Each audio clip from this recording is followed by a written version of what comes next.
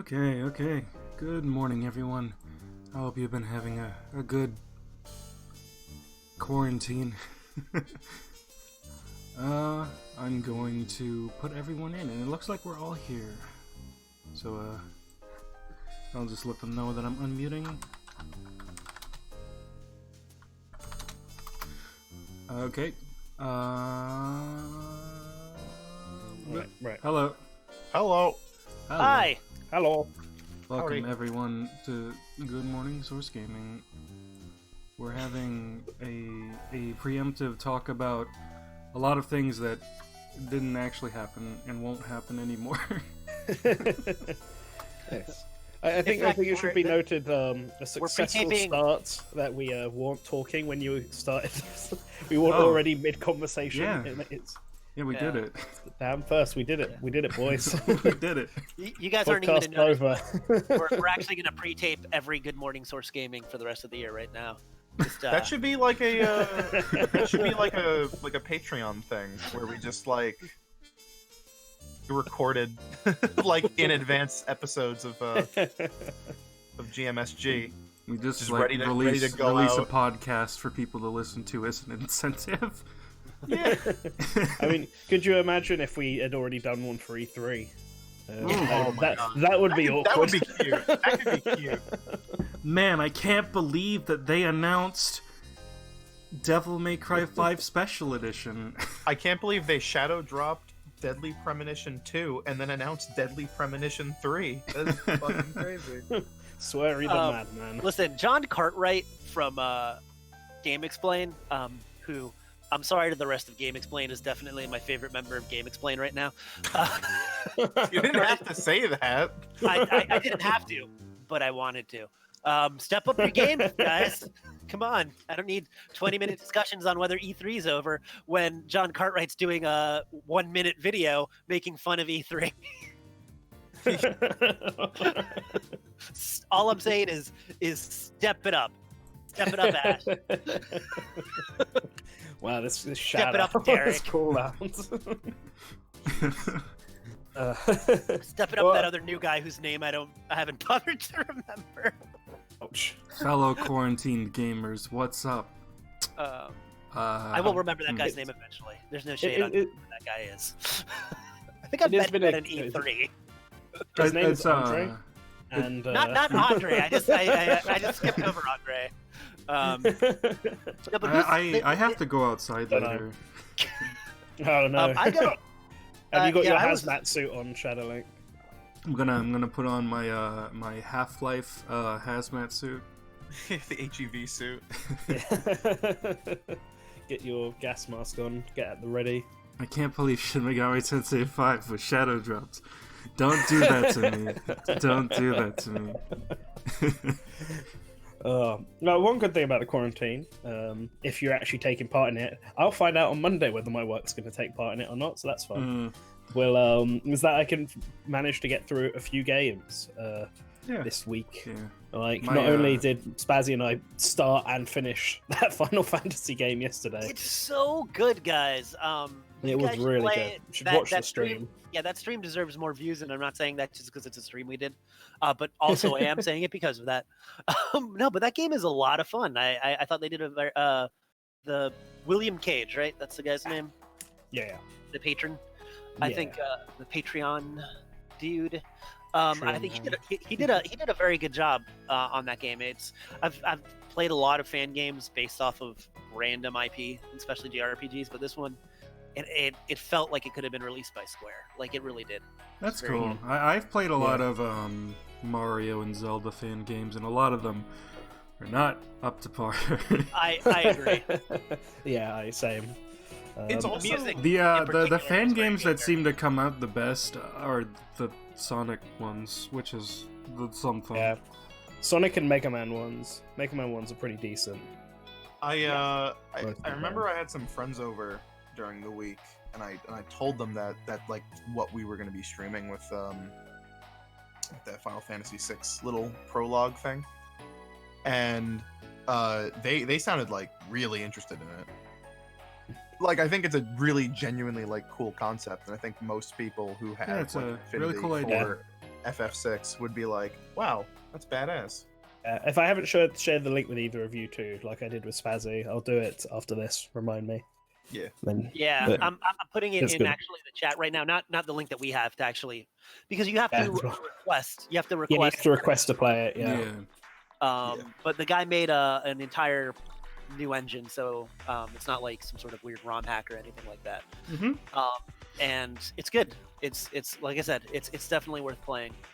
Mm-hmm. Do we have just a sudden note? Our good friend who writes all of this timestamps. Is he here? I can't. Spilled Paints is not in the chat yet. He is not in the chat yet. Right, I'm chat yet. gonna make a note so that I can do it while he's not here. Oh, should I? Just- Oh yeah, that's right. I have the thing, the text document. I should start using that again. Yeah, let's do those. I need to remember. All right. Anyway, but other than that game, I also beat Devil May Cry 5. Finally. Oh hell yeah! Sick. Finally, one of the gaming's greatest fuck yous moments. Yeah, at the end. fuck yeah. That was good. Even if I saw like all the twists coming, like half a mile away. I think every it's still single really fun. everybody saw everything coming. The point is mostly just like how it happens, but like every single twist is pretty predictable.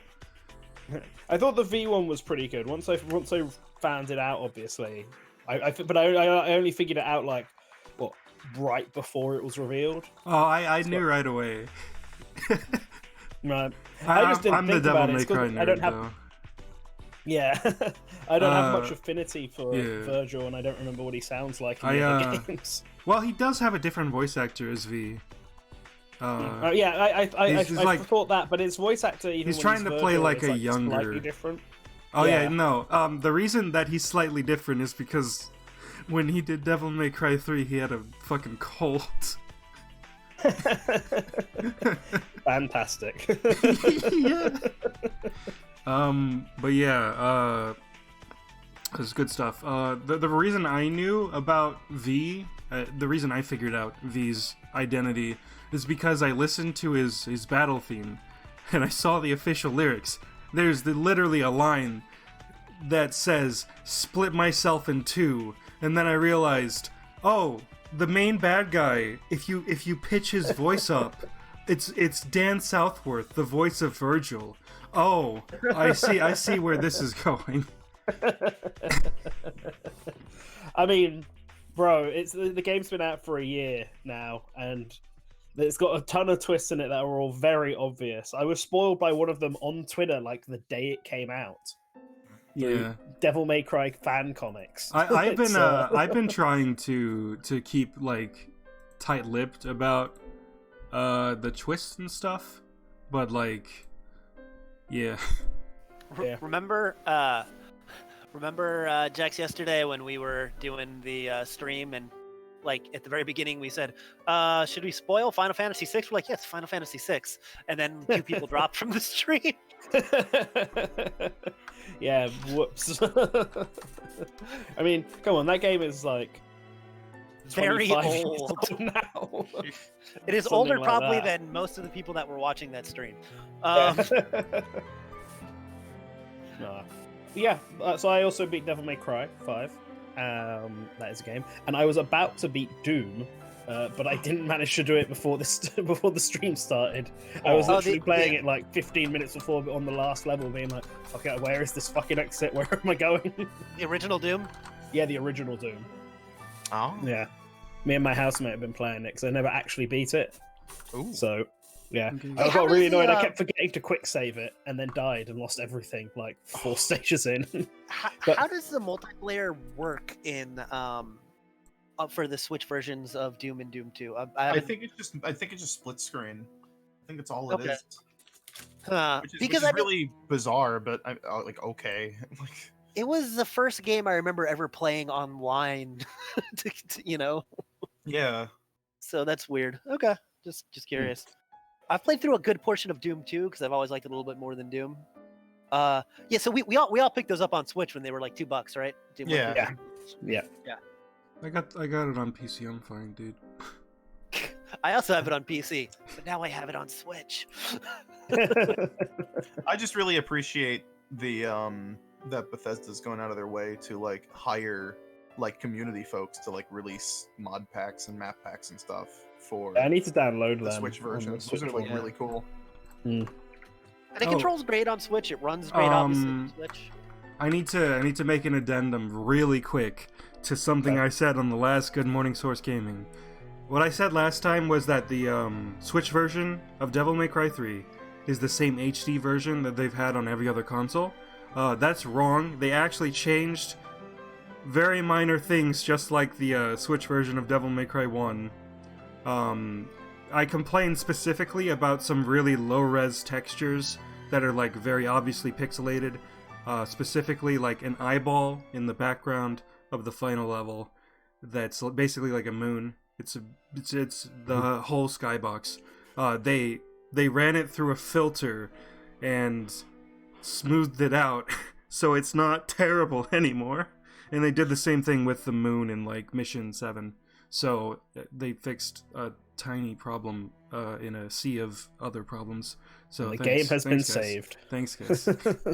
But also another difference, like the particle effects run at half resolution that they used to. I think it was because they needed to make sure it stayed at 60 frames per second. Mostly, it's not that noticeable in docked, but it's super, super obvious in portable, unfortunately. And cool. Yeah, well. Devil May Cry 3 Special Edition is actually a different version. It's better than the other HD versions. Buy it now. Buy it now for your Nintendo Actually, Switch family of game systems. I don't know if it's better than the other. I need to like do fucking high FPS captures with my phone. Because I need to measure the input delay, because it feels worse in the Switch version, and if it actually is worse, that's very unfortunate. That was all the games I've been playing recently, but well, how about you then, Matt? Why don't you go? Just continue talking. I played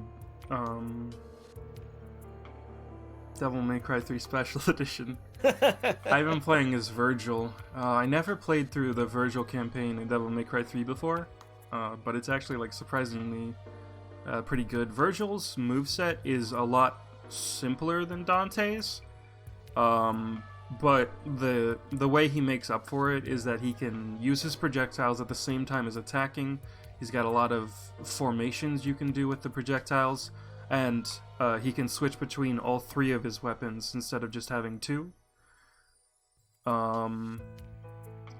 Which it creates this dichotomy of mixing between your different weapons and your projectile attacks.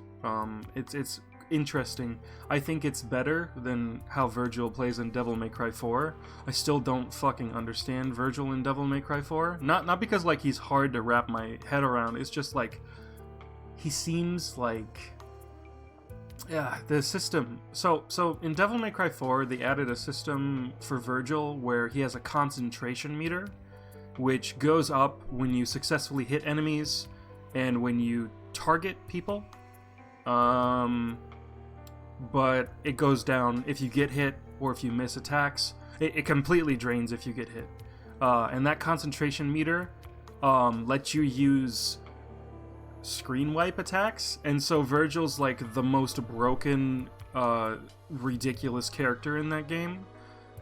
You can do some crazy shit with him, but like it doesn't feel as satisfying as it should. It still feels great, like it's miles above most action games, but it's not like up to par with like Dante or Nero, I don't think.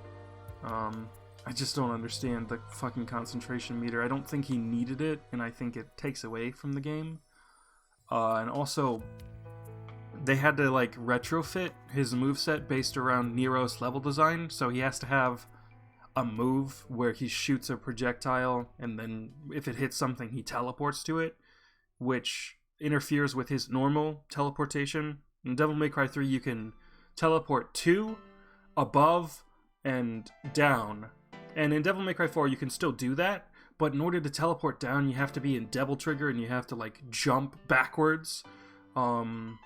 There's just, like, confusing inputs mixed into it. I understand why they had to do it, but I hope that if Virgil ever gets added to another game, that he doesn't have that shit anymore.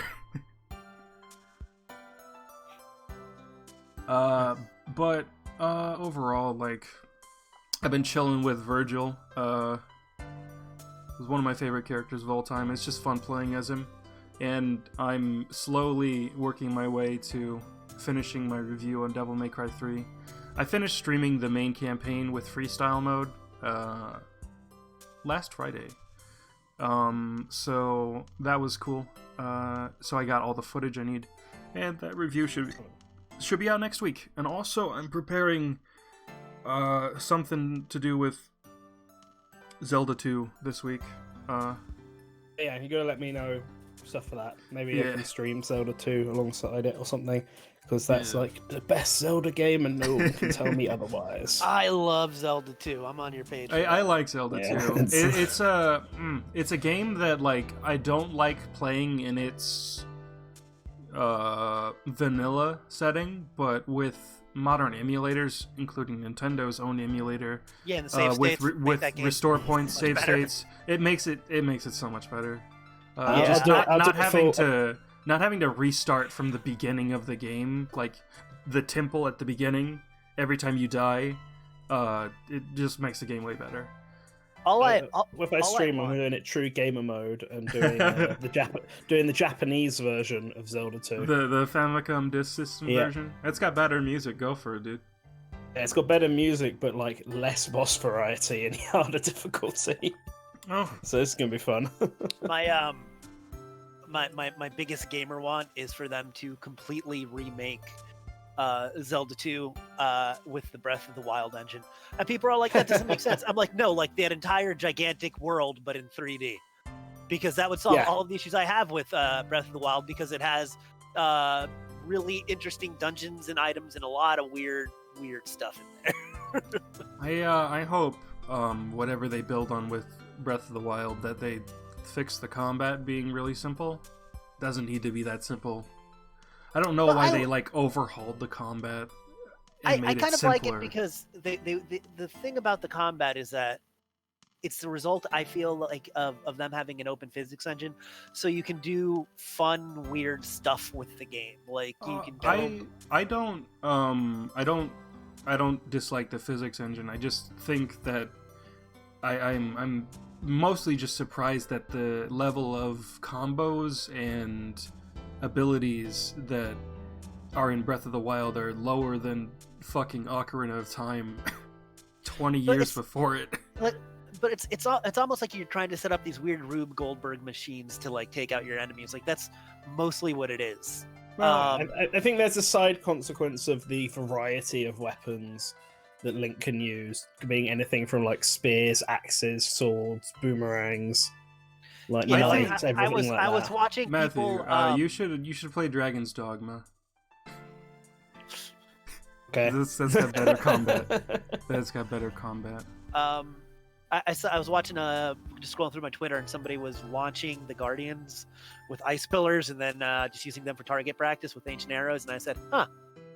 Oh yeah, I saw that. That was that. The headshot the guy gets, flinging the Guardian up into the sky and then sniping it, is amazing. Yeah, so like I think there's a lot of interesting things you can do. I feel like the enemy AI wasn't the best, and it was a little simplistic, but not everything needs to be Devil May Cry. So. I don't want it to be Devil May Cry. I just want it to be not simpler than games that came before it in its own series. But like Twilight Princess. Has, Twilight like, really Princess. Slow, methodical. Twilight Princess is like where Zelda combat should still be, but it's not. Twilight Princess and actually Wind Waker with some of those dodge mechanics were pretty good. I will die on the hill where I'll say that Ocarina of Time isn't really fun to fight enemies, but like it's so slow. Everything is so slow, and That's it's fair. all about just waiting. Yeah. But yeah, like I don't think we should be going downwards. That's like the reason I didn't like Skyward Sword so much, and that's a big problem with Breath of the Wild for me. Yeah, I mean, the Skyward That's Sword fair. kind of People have understandable opinions. too, Yeah. because with motion So- controls, it kind of needed to do that.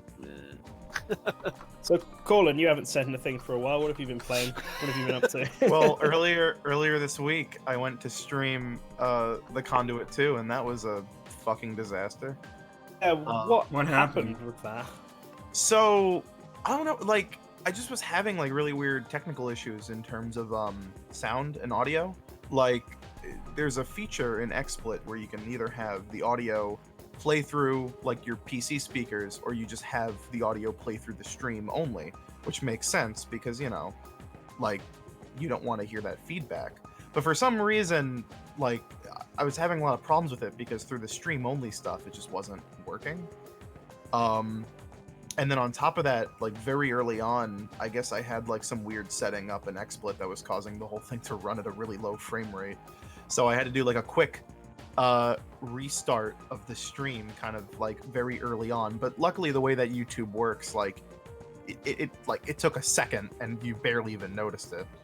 But it also just meant that the first 15 minutes of audio and video are fucked. But then the real problem came with that game being incredibly dull.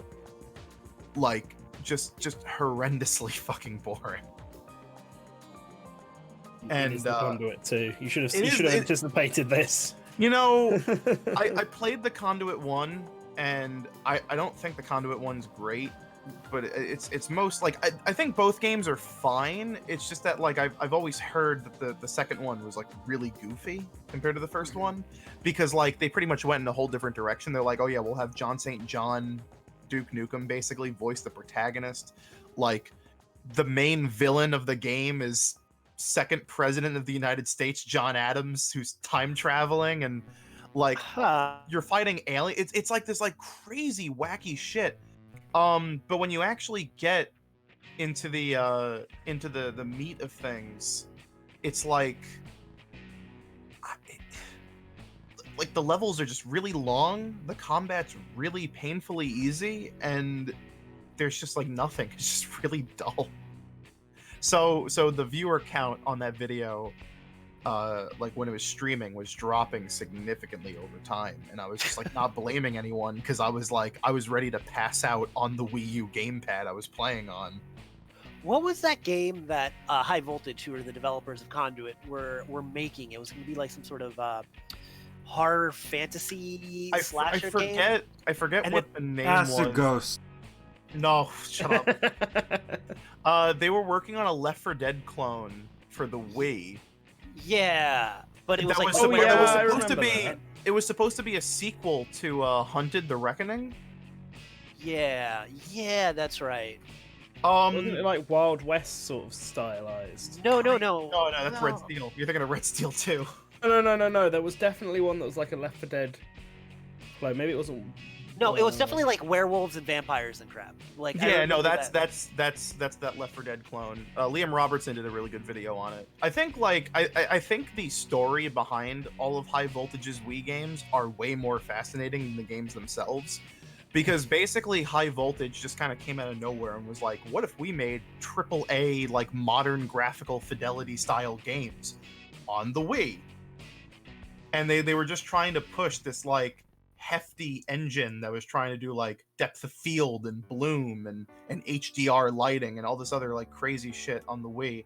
And like, because, you know, all this stuff was like Wii exclusive and coming out in like 2009, of course every like Nintendo fan was like, aw shit, that's pretty cool, like we're gonna be getting some real like good graphics bangers on the Wii. But no one really stopped to think like, are these even gonna be good games or just tech demos?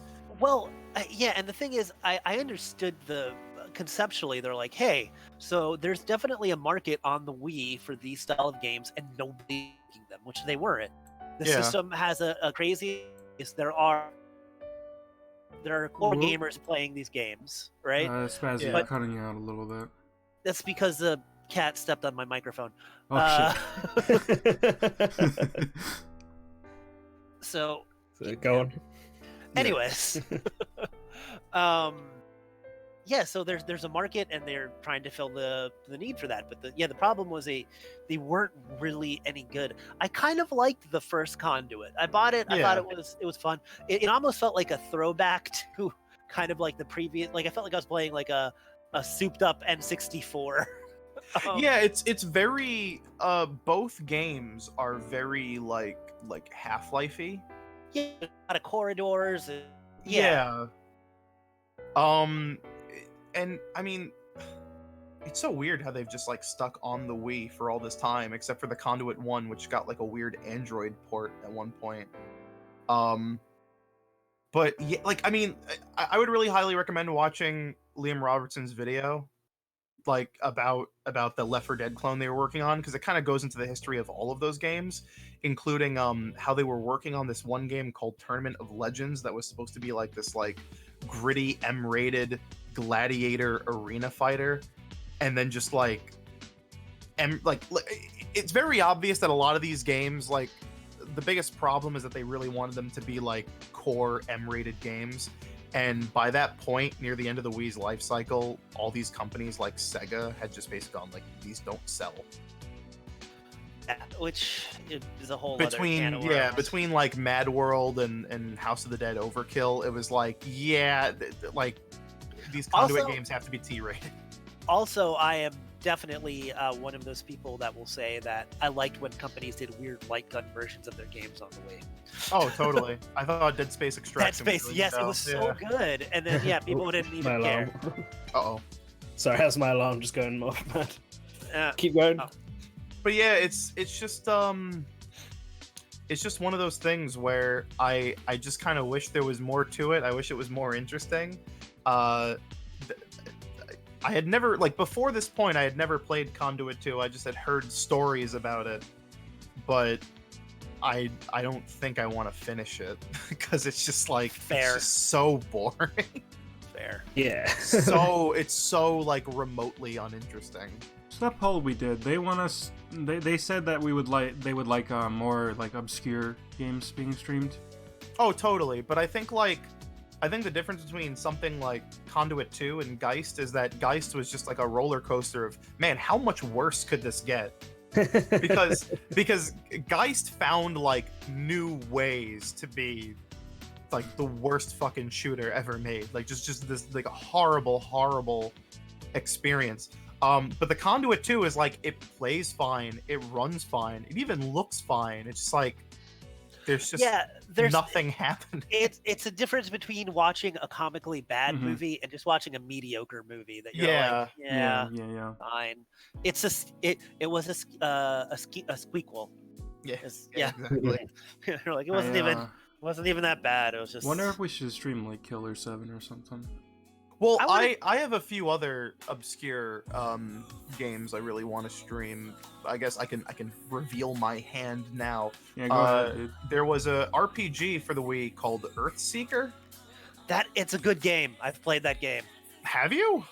Yes. It's good. Really? Yes. No, I'm shocked by that because it was like a Japanese exclusive. Yeah, well, some of us had modded Wii's, and it just got it. So here's the thing. When I play Wii games, I play them on the Wii U, and the reason being is because you can make custom Wii U channels, like virtual console channels, and games that supported the Classic Controller Pro, you can actually tell the Wii U to use the Wii U gamepad as a Classic Controller.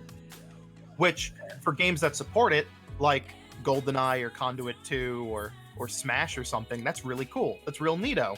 So I have a question. Yeah. Just general Wii U modding. You can't obviously run because of the disc tray GameCube games, but because it has a Wii in there, it obviously supports native GameCube capabilities. So Yes. I know that you can basically get a hard drive or whatever and load your GameCube games off there. Is there a way in the Wii virtual mode to boot up those games and use the GameCube adapter? It uses it by default. Oh, does it? Like it's just natively supported. So if you have that hooked up to your Wii U and you were just to play, like, I don't know, Smash Brothers Brawl on a non-modded Wii U, it would recognize it as a GameCube controller? Okay, so let me clarify. Okay. Because for GameCube, so the guy who made the GameCube stuff, like the Nintendo that allows you to actually play back GameCube games on the Wii U, that supports the GameCube adapter, like full stop. Like there's no extra meddling. There are some people currently working on a plugin to allow you to use the GameCube adapter on Wii software. So and I don't know if it's out yet. They got like Mario Kart Wii working fine. Okay. Yeah. But as I was saying, I was looking up games that supported the classic controller, and I was like, Earthseeker popped up, and I was like, oh, what's this? And I clicked on the Wikipedia article, and it was like, this was back in like January, like on the 20th, I want to say. And in the article, it said like on January 10th, 2020, like an English translation was finally released. And I'm like, no, they had one in 2014. If this is around there, if this is a game I'm thinking of, maybe I'm thinking of a different game. Well, so I looked. I've looked up what Kawlun's talking about, and yeah, it was this year, January. No. So here's the deal. There have been previous attempts at a translation, but never a full one. This is the first full like translation, or at least very close to full translation. Okay. It looks cool. It looks very Xenoblade-y. Just in terms of like the art style and environment. Yeah, I was looking at some screenshots and stuff, and it looks like quite neat. Yeah, there's a few Japan exclusive Wii games that I really need to get into, to sort of figuring out a way to play, because I have a Japanese Wii, so I just kind of need to set it up. But it'd be ideal to have mod that so I can have the translations. I would like to play really like Captain Rainbow translated, and I mean this one looks pretty fun as well. Looking through the menus. It looks really neat. I've been trying to think of a way to actually like get around to doing it. I'm trying to figure if I should like have a guest on or something to be like, hey, let's talk about this game that no one's like in the West has played. I would really love to. I know people are kind of a lot of people are kind of quote unquote done with ports, but I would really like to see more Wii ports on the Switch and like just HD remasters of Wii games, because there's a ton of great Wii games. Bring that back I would love to Trauma Center. Wii and GameCube ports. I'd rather see than Wii U ports. I mean, I would like a new Punch Out, but I would also just take a remastered Punch Out Wii, to be honest with you. Honestly, bring back the name escapes me because it's like this this crazy title. I think it's like a Region Held or something. It's basically like the EDF devs made an Earth Defense Force game, except in medieval times. So you're still battling giant ants and stuff. It's just that you have like swords. Okay. and it's like a Wii exclusive. Like they never put it on anything else, and it's completely random. I have so many Wii games that I just randomly bought at times and never played. I should really play Dragon Quest Swords one day. Oh, I have that. I bought that to do some research ahead of Hero being announced in Smash when we were, because I was going to do a I don't know, even earlier than that. I think I was going to do a rate that character, I think, on Dragon Quest, and I needed a Dragon Quest game to get footage from, so I bought that game and I never played it. And it would have been like the worst game to use footage of. The thing about Dragon Quest Swords is I played it, I think, for like 20 minutes, and it kind of sucked. It's a time crisis game. If it had come out when they did the Wii Motion Plus, it might have been a little bit better, maybe. An early Wii title, I think. It was. It was like year one, I think. It was not that great. You know what nobody ever talks about? Elements. Love me some Elements. I love Elements. I've been meaning to go back and beat it finally, because I got stuck and then just gave up on like the carnival level. Speaking of old games, what I have been playing this week is the Contra Collection. Ooh, nice. Which is nice. I always like playing the arcade Contras and realizing how technically superior they were to the NES games, but worse in just every other way. They're just not great games. And I've been playing what might be the best PlayStation 2 game, Katamari Damacy, but the reroll edition on Switch. Oh, hell yeah. Nice. I enjoyed that. That game is amazing and great, and everyone, if you've never played a Katamari game, play that one. I think my first exposure to Contra was the Xbox Live Arcade versions of the Contra Contra Arcade ports, and I was just like, what is this? They are there's a lot of limitations obviously with the NES, but the fact that they had to shrink the sprites made the entire game 1,000 times better, because you were able to see more of the stage. You can actually, the original Contra is a hard game on the NES, but you can beat it without dying. Not that, after a couple times through. Yeah. Because the enemy patterns and bullets aren't ridiculous. But we also got to talk about how the arcade version of Super C is not even the same video game. Well, it has the same level as the. And it starts off where you fight the helicopter at the end. The first level is basically the same. Yeah, but after that, it gets pretty weird. It plays a lot more like Contra 3 than it does the NES version of Super C, because it has all the top-down stuff. Yeah. Actually, no. Didn't Super C have the top? That I swear, somebody had that top-down. That's safe, because the top-down on the SNES version was where you go around and you explore and you can move with the L and R. So it was almost twin stick simulating with the L and R bumpers. Yeah. But I think that those same top-down sections are in Super C on the NES. They're just in different areas.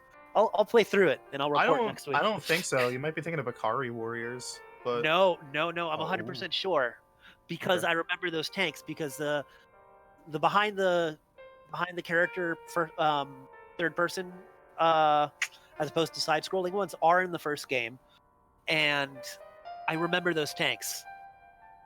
BRB, grabbing my Switch to play this while we talk. Well, while he's doing that, shall we move on to the first main topic of today, being that everything is ending, nothing is happening anymore. Yeah. E3 and Bit Summit were both cancelled. I need to get my money back from my flight. This is a big pain in the bum. All of gamers' Christmas has been cancelled, pretty much, because of the coronavirus is just going around cancelling everything except for the London Retro Game Festival, which is happening today, and I'm shocked that they're. Well, it seems like the UK hasn't caught up with the corona fever. We just decided to do nothing. They had a meeting and on Thursday, and their response was, "We're just going to try and delay this as much as possible." You guys have undelayable. You guys have a leader that's basically as bad as ours, except in our case, the entire rest of the government mobilized while our leader did fucking nothing. Well, I think they're trying to get herd inoculation in the UK, which is hilarious. They're just so dumb. Have everybody, and the week will die, and then they'll do it. It's bafflingly bad. Most workplaces now are sort of taking it into their own hands about whether or not they take hiatuses or not. Basically, let people work from home if they can. My workplace is going to be meeting about it tomorrow to sit down and decide whether or not we work from home for the next 2 weeks to a month or not. I think everyone was just waiting to see what the government would say over here, and their decision is obviously to do nothing. So now everyone else is taking control. But it's terrible. I think it was just it's weird, right? I kind of get where they're coming from, in the sense that the four of us would not be affected by corona. We can carry it, but none of us are going to be dying from it anytime soon. But obviously there are people out there. So really what should be happening is that people over a certain age demographic or with known illnesses might need to be self-quarantined with support from local governments to make sure they can still get food and stuff like that. Mm-hmm. And then everyone who's not within that demographic should just be going ahead as normal. Yeah, I'm really worried about my parents, my grandparents, all the people over 50 who might get seriously hurt from this. I mean, the reason for the quarantine, though, isn't that they're worried about us getting it. They're worried about us spreading it. They want to. Yes. They Yeah. want Which to is stop why the I spread think- of the disease. So I get it. We should all be kind of doing a little bit of the self-quarantine, but Mhm. also you shouldn't be. It's not a zombie apocalypse. You're not going to run out of toilet paper. They're not going to stop. Yeah. Yeah. The Like, distribution systems aren't going to change, guys. People are going nuts. It I reminds understand, me- like, preparing I- for the worst, but you don't need, like, 10 fucking whole 16 packs packages of toilet paper. What are you I gonna do think- with that? I think the last time something to this level has happened was when Hurricane Sandy happened. Because we because have there hurricanes was like just, that all the time in Florida. You mean something happened to you in your region of the world? yeah, but like that's the thing, it doesn't ever happen in New York, and it's like it was just like this weird thing where like even though all the damage was done in one night, and by the end of the first week, I mean you had like half of everything was like back up on power and everything, but like people were still like very unsure about like, should I go out, should I buy stuff, like what should I do. It's like a very weird feeling. Like yeah, Matthew's agreeing with me. Like it's just it's this very weird pandemonium where it's just like everyone's still going out and doing things normally, but everyone's also like side-eyeing each other and like buying way more than anyone reasonably should. Yeah, and there's actual people that need those things. That's why you Yeah. can't. Yeah, can't do some it. stores are starting to put limits on how much you can buy from an aisle, which that's good. Yeah, it is. No, this is what I mean by specific, because you're right, there are some people who do need it and will need it, and there are Oh people my that God. really don't. Yeah. Which is why I don't think not necessarily everyone should quarantine, but there should be Hey! I'm sorry. Important. Important. I just got to level 2 in Super C on the NES. Okay. and Cool. It does have. It is overhead. I just wanted. Okay. Oh, everyone to okay. know. But yeah, Yeah. people shouldn't be. Some people do need to be quarantined because they run the risk of dying, but the majority of people do not. But no, they do need to be quarantined. That's what you're not understanding, because what we're trying to do is stop the spread of the virus, Yeah. so that those people don't Yeah. have a chance to get it. Yes. It's worse actually when young people and kids and stuff that don't have signs get it, because then they're spreading it to everybody, and invariably it's going to get more and more, and then even as much as people quarantine themselves, sick people, they're going to go in the hospitals, and the hospitals are going to be overloaded. And then when you want to get to the hospital Yeah. for something else, you can't. So that's why it's not like, I get what you're saying, and I agree. I'm not worried about my safety. I'm going to be fine.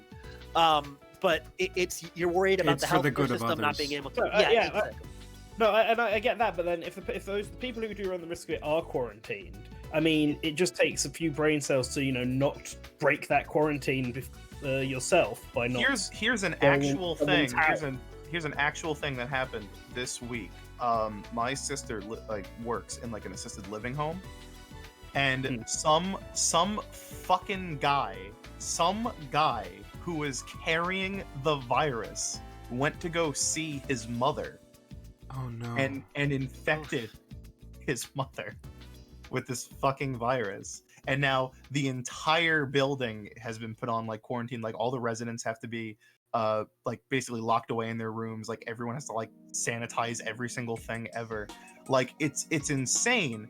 And it's really weird when I see people say like, oh, it's like the Y2K pandemonium, or like, oh, people are just getting upset over the flu too. And it's like, no, like this is a really Yeah. really sticky situation. My Guys, my guys, aunt works I'm at sorry, a Costco. but Go ahead, I'm sorry go about ahead. that too. But no, they pay very well, I hear. So Contra, when you're doing the overhead parts, plays a lot better with the analog stick. I just want Okay. to say that. Oh, Okay. nice. Yeah. it's- But yeah, my aunt works at a Costco. The first morning of the widespread panic, she took a video and she showed me what happened, and there were just like hundreds of people going down the aisle with carts filled with toilet paper. That's the my funny God. thing is like people are like really overbuying toilet paper, and I'm Yeah. like, guys, are you eating fucking White Castle? Well, like, maybe they think that coronavirus's main issue is that it makes you shit yourself. It isn't. yeah, that's That is not. That is not what it does. Like, but that's the thing. It's okay. I saw a tweet and I believe it. Could have just been a joke tweet, but I fucking believe it. This woman's like, so I was behind somebody at the grocery store that bought all of this frozen stuff. And when they left, the cashiers told me, can you believe that woman? She's not even going to be able to use all that when the power goes out. And I'm like, it's not the apocalypse. It's not, That power you don't shouldn't have go zombies out. overrunning the power station, guys. There's not, like, Everything will probably work.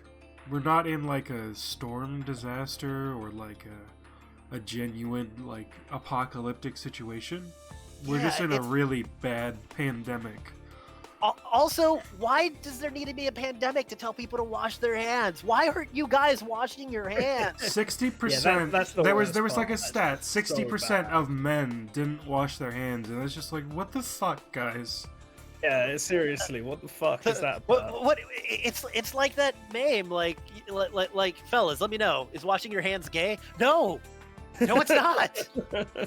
It's hygienic. Being dirty is not masculine. Being dirty is awful. So bad. I just like, why? Someone in Why? chat said, so might be a dumb question, would Doom and Animal Crossing be held back at all? Not in any way, shape, or form. Possibly your shipment might. However, If you I ordered swear online. to God, if Best Buy isn't open Thursday, March 19th at 8 to 9 p.m., so I can't pick up my collector's edition of Doom Eternal, I'm gonna have a bad time. I'm actually slightly worried about that because I'm. Your I'm brother works in fast buying food, and he the, told me he never washes his hands. Oh my god! Why? So gross. By the way, I just beat the first 2 stages of Super C without losing a life. I just so proud of you. Congratulations. wanted you guys to know. I'm buying my copy of Animal Crossing off of a friend because she's buying the Switch version, like the Switch dock, but she wants the game physical. So she was going to sell me the digital code of it that she gets.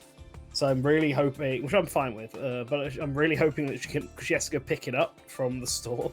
So I'm really hoping that the shopping malls and all that are still open on Friday, so that I can get it. That's another thing. So shipment or manufacturing might be slowed. You might not get your copy the day of if you ordered online. Yeah, I'm gonna have to see with Doom what happens. Thankfully, I've got a ton of stuff to. I think they've already. with. There's a good chance they already started shipping out. Yes, but Doom the Eternal stuff. actual delivery might be slowed. No, but I mean just to retailers. Yeah. Yeah. Yeah.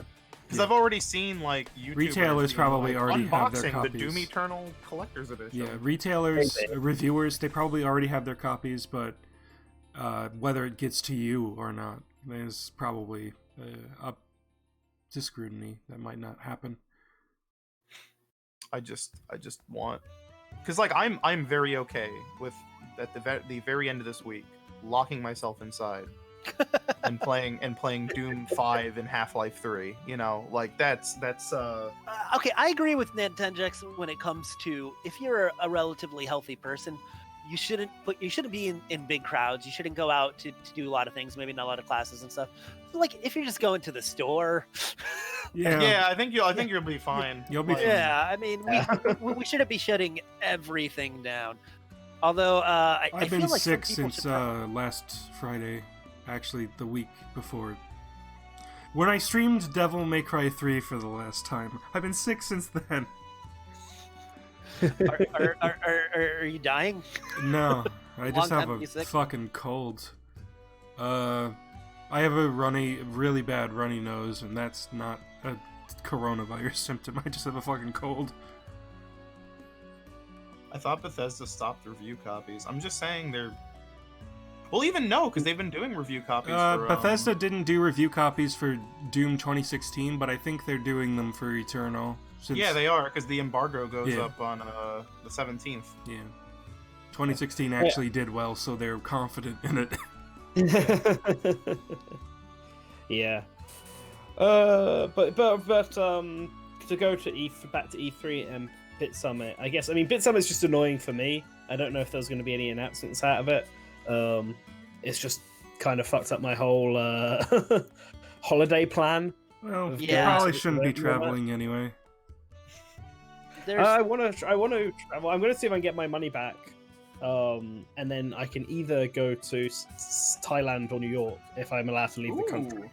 I would Those say are the two places. They're the two backup places. I would say to wait for later in the year. I think there's going to be a lot of travel restrictions on the United States soon. Oh yeah, I was just gonna say, how are you gonna come to New York when there's like a literal travel ban right now? This is what I'm gonna see, because it wasn't until May.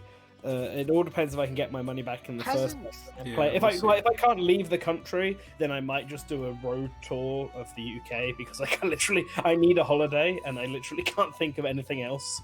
I'm not taking a holiday and sitting at home. Hasn't the correct me if I'm wrong, but hasn't Thailand been taken over by gangs of monkeys? Maybe, but my friend's out there surviving, so I'm gonna help them out. Sorry, I saw some like YouTube video. I believe that Thailand is now being ruled by monkeys. So just be careful, man. Seems legit to me. I don't see anything different about that. Yeah. But with E3, it's going to be interesting to see what companies are doing. It's going to be interesting to see what the future of E3 is going to be. I think everyone's going to realize that doing their own thing is going to be cheaper, and it's going to have the same amount of press and exposure, so they're just not going to do E3. I think E3 was on what its they're way gonna out do- anyway. I think what they're going to do is what they've been doing online anyway. Yeah. Where they just like, I always found it really amazing how you have like a bunch of companies that are technically not at E3, but like they still have their conferences hosted on like the official E3 Twitch channel. Yep. And I would not be surprised if Jeff Keighley is going ham on the telephones right now and going, "Hey, you want to schedule your time slot for your like Microsoft Direct through like the Jeff Keighley like E3 like online extravaganza?" And there is going to be a lot of ads. There's going to be a ton of commercials. Wasn't Jeff Keighley not doing E3 this year? He wasn't doing this year, but with E3 gone, I mean, maybe he might swoop in and pick everyone up. I don't know. I think he could. I think it's gonna be like we're gonna see like an E3 Direct, and then we're gonna have like 30 minutes of like the E3 Direct post talk brought to you by Carl's Jr. or something. I'm wondering whether or not. Oh, this is the monkeys attack scene. Yeah, put that link in the chat so people can see. Oh my god! Oh man! This is what's happening at time. You want to go there? You want to go there with all of these monkeys? No one's eating them. The torrent. The rabbit. Someone needs to play Mad World over that. I just see the thumbnail. I just see the thumbnail, and it's already like the most intimidating thing I've ever seen. But yeah, there's one banana. They're fighting over one literal banana. But yeah, if they're not restricted by E3 anymore, do they even need to do it in the times like June and? They probably will anyway. Still. Yeah. I think there's still going to be like a digital E3 event. They'll probably still have like conferences. Were basically directs anyway. Like the whole like stage presence of E3 conferences is gone. Yeah, but like this is this is the thing. People did them at their specific E3 time slots. Yeah. Being at 9 a.m. on West Coast. And I think they might still do that. Whatever time. Like, I think they'll still do it, yeah. It's also, everyone gets their chance to show what's needed, and then Nintendo goes last, and then everyone can go in and play the games. But if E3 doesn't have a show where people can go play the games, do they even need to do that? Because companies decide to do them all at their own times that they feel suit fit. Because I would prefer that, because Sony's is terrible here in the UK, because it's like 2 in the morning. So it's only benefits people in the US. So I would much rather they change their time to be something more reasonable for everyone across the globe, which is what Nintendo's is at least, because Nintendo's is like 9 in the morning on the West Coast, but it's like 5 p.m. For us in the UK, which is far more doable. I'm gonna say and I'd this. rather have more like that. Yeah. Sorry. You're saying something, ShadowLink? No. What were you saying? So here's a lot of people tend to think of E3 as a convention. It's like a con. Everybody comes and they party and they see games and it's so great. But it's not. It wasn't even open to the public until like 2 years ago. And it's an expo for the industry. And this is what we're losing. We're losing networking. We're losing. You remember a little game called Mario X Rabbids? You realize that only happened because Ubisoft and Nintendo were hanging out at E3 and it was just brought up.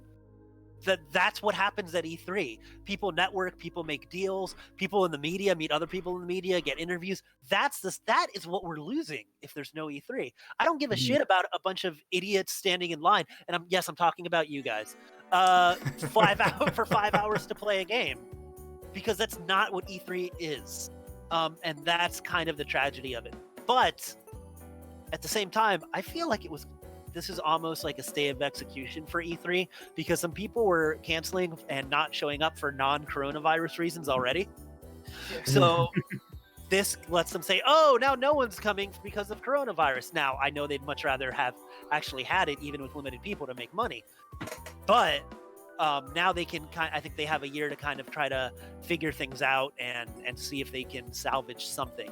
But at the same time, I feel like a lot of these companies are going to be like, I'm getting the same publicity by just doing a state of play or a direct or whatever. Between the ESA accidentally doxing a bunch of journalists, and then those leaked documents coming out where they're saying like, oh, we want to turn E3 into like a fucking like G4 event. It's awful. Like with celebrities and stuff. It's just every year I got to E3 and they started loosening up the restrictions. It got worse. And I'm not trying to say it's like our thing. It's not your thing. You shouldn't have it. But I don't mean that. Like it's cool that more people got to go, but they didn't adjust the hours. They didn't adjust the days. They didn't adjust anything. So it was a very poor experience for people that weren't in the industry, because what are you doing? And then it made it more difficult for people that are actually trying to work. Oh yeah, like GDC being canceled will also hurt indies. Yeah. There's a lot of and Indiecade was also a big part of E3 every year. It's a big presence as well. That's actually also, like I think the GDC 4 one is really I think the GDC one's really concerning, because it seems like Nintendo has always done like a Nindies right before GDC as sort of like a look at all this indie stuff we're about to demo for the Switch, and now it's just like,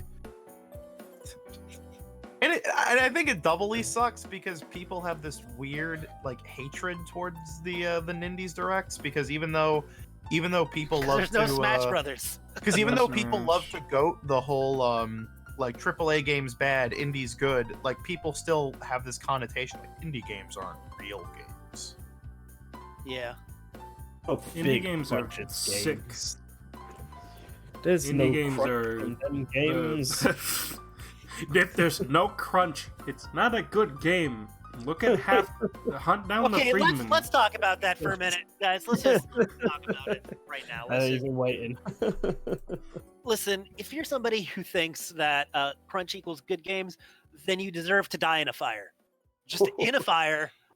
Suffocating while your skin burns. That's what I think there's like a bigger problem with. You are celebrating. You're celebrating the fact that people are being overworked, underpaid. It's causing problems with their family, with their health, and it's what, the game couldn't be delayed 3 months. They couldn't hire more people. These games aren't making enough money. Come on. I think the thing that really irks me also is because I think the people that are like, yeah, crunch good, I think some of them are memeing. I think some of them are just like being Eben trolls XD.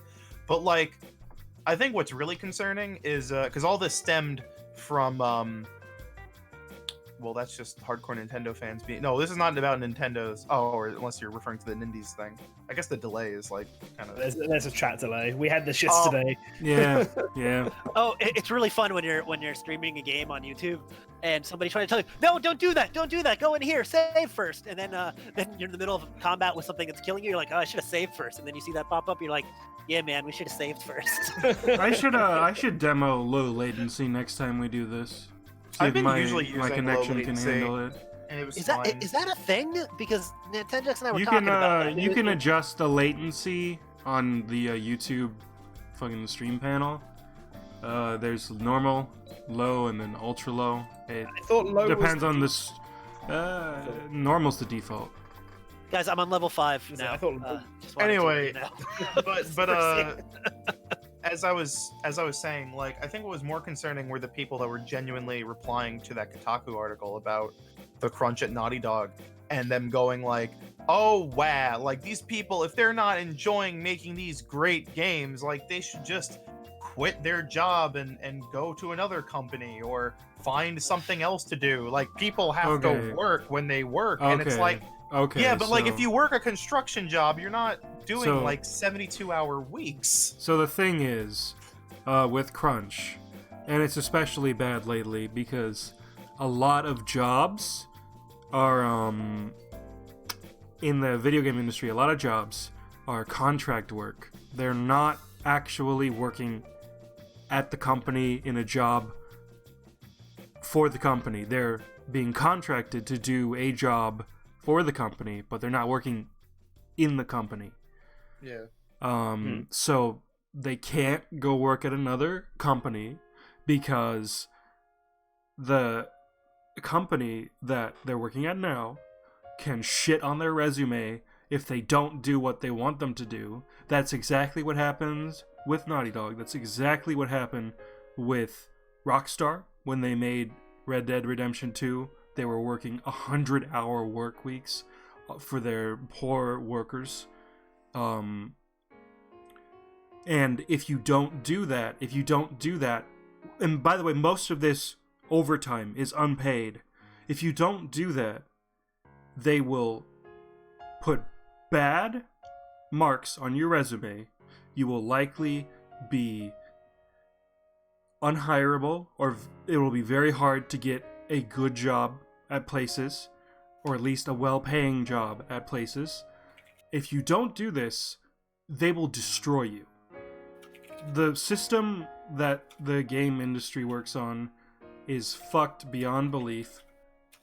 Crunch is everywhere. Unpaid overtime is everywhere. It's just terrible. And in celebrating that, this is why the games have good graphics. This is why they're realistic. But that's not fucked. true. No, That's it's not true. Can- It's not true. Here's the other thing too. The games industry is very competitive because when you learn to be a programmer, it's like writing for movies. Yeah, I could write for a magazine, but I don't want to do that. There's so many people that try to learn to code and develop and do all of these things. Okay, So you're so- expendable to the companies. So Like, the it's thing just- is, programmers actually have the easiest. AAA is not bad. AAA is good. Programmers have the easiest ability to get jobs in the industry because they keep needing more and more programmers, and a lot of people actually don't want to go into programming. So the people who do, there's jobs for them. A lot of the opportunities that aren't there are for artistic roles like composing.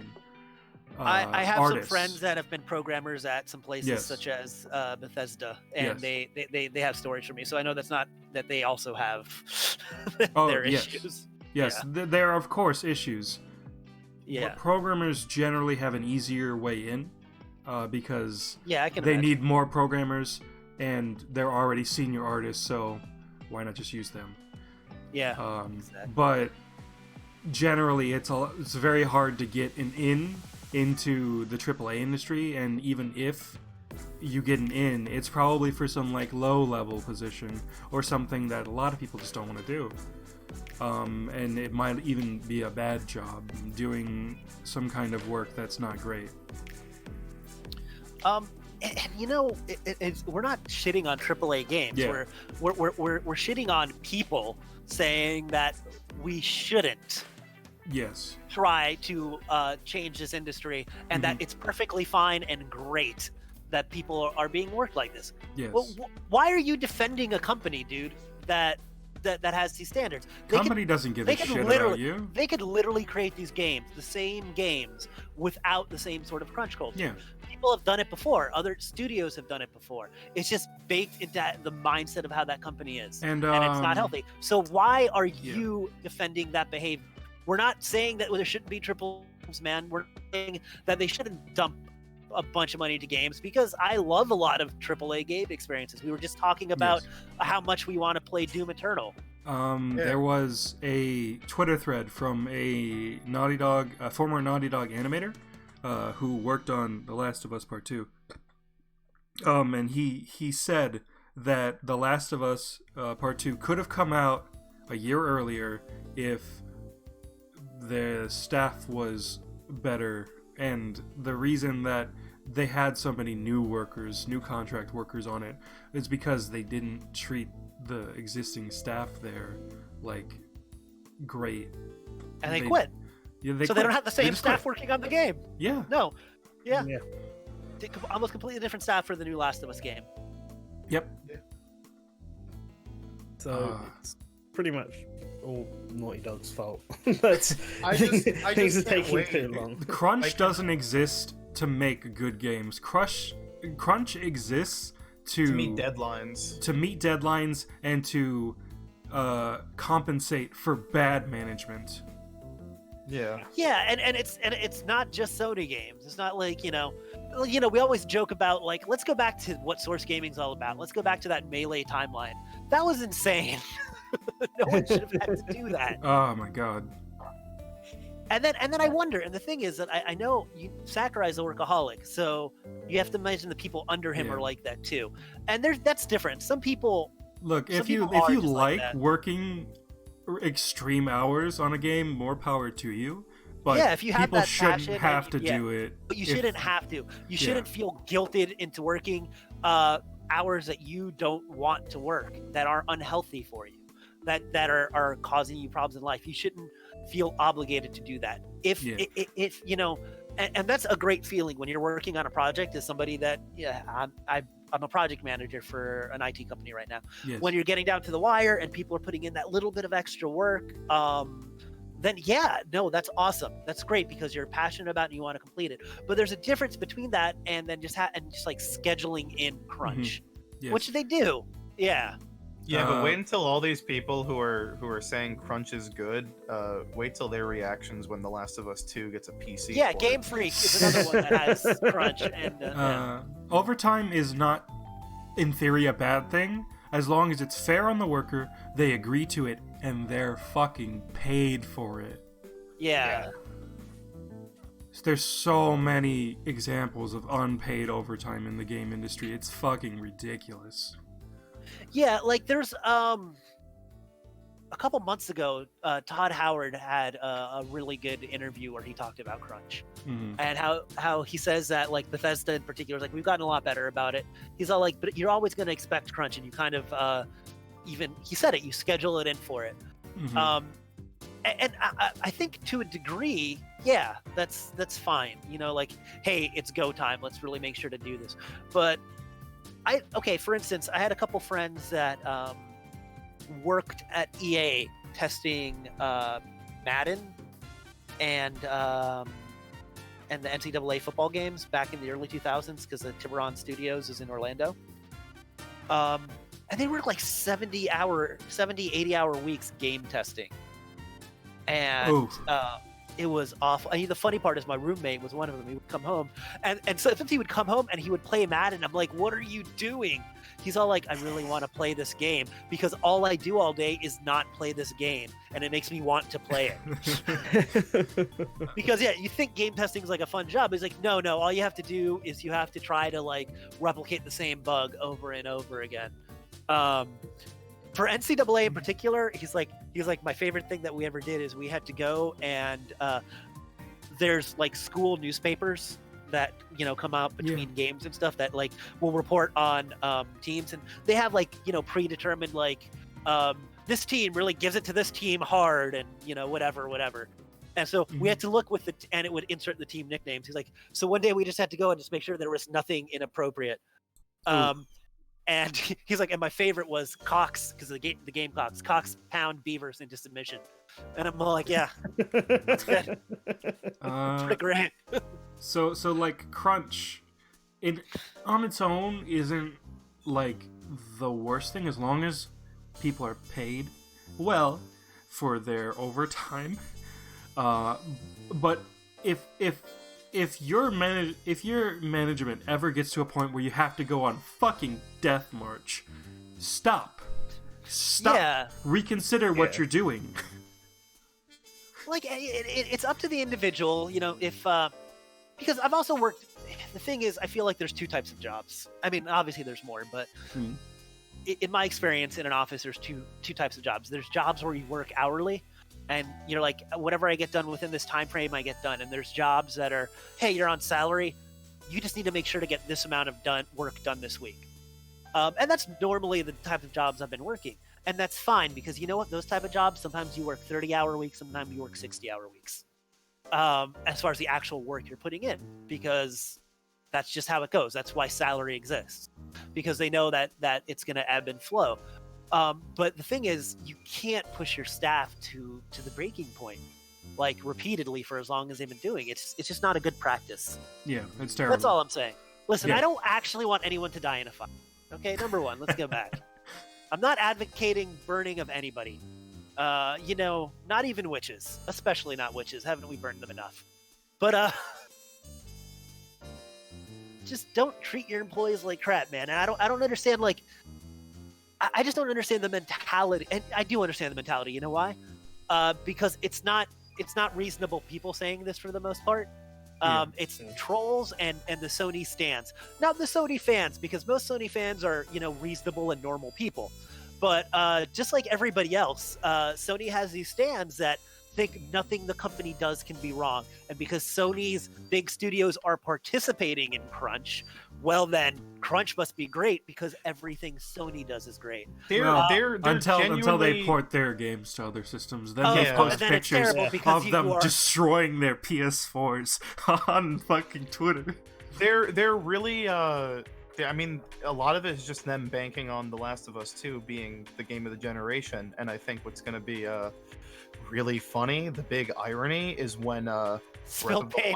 Have I been talking this whole time? Oh. No, I haven't seen you spill paint, man. Sorry. When it's going to be really funny when Breath of the Wild, a game that was known for being delayed over and over again, still remains the highest rated exclusive of the generation.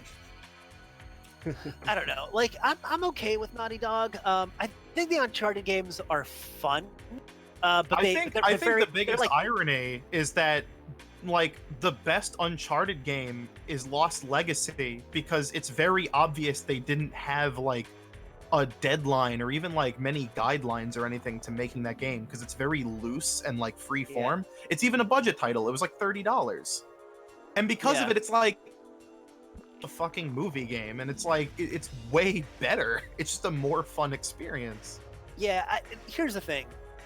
If you can look at me with this, if you can tell me with a straight face, and I feel like, and a lot of people are like, you hate Sony and you hate AAA games.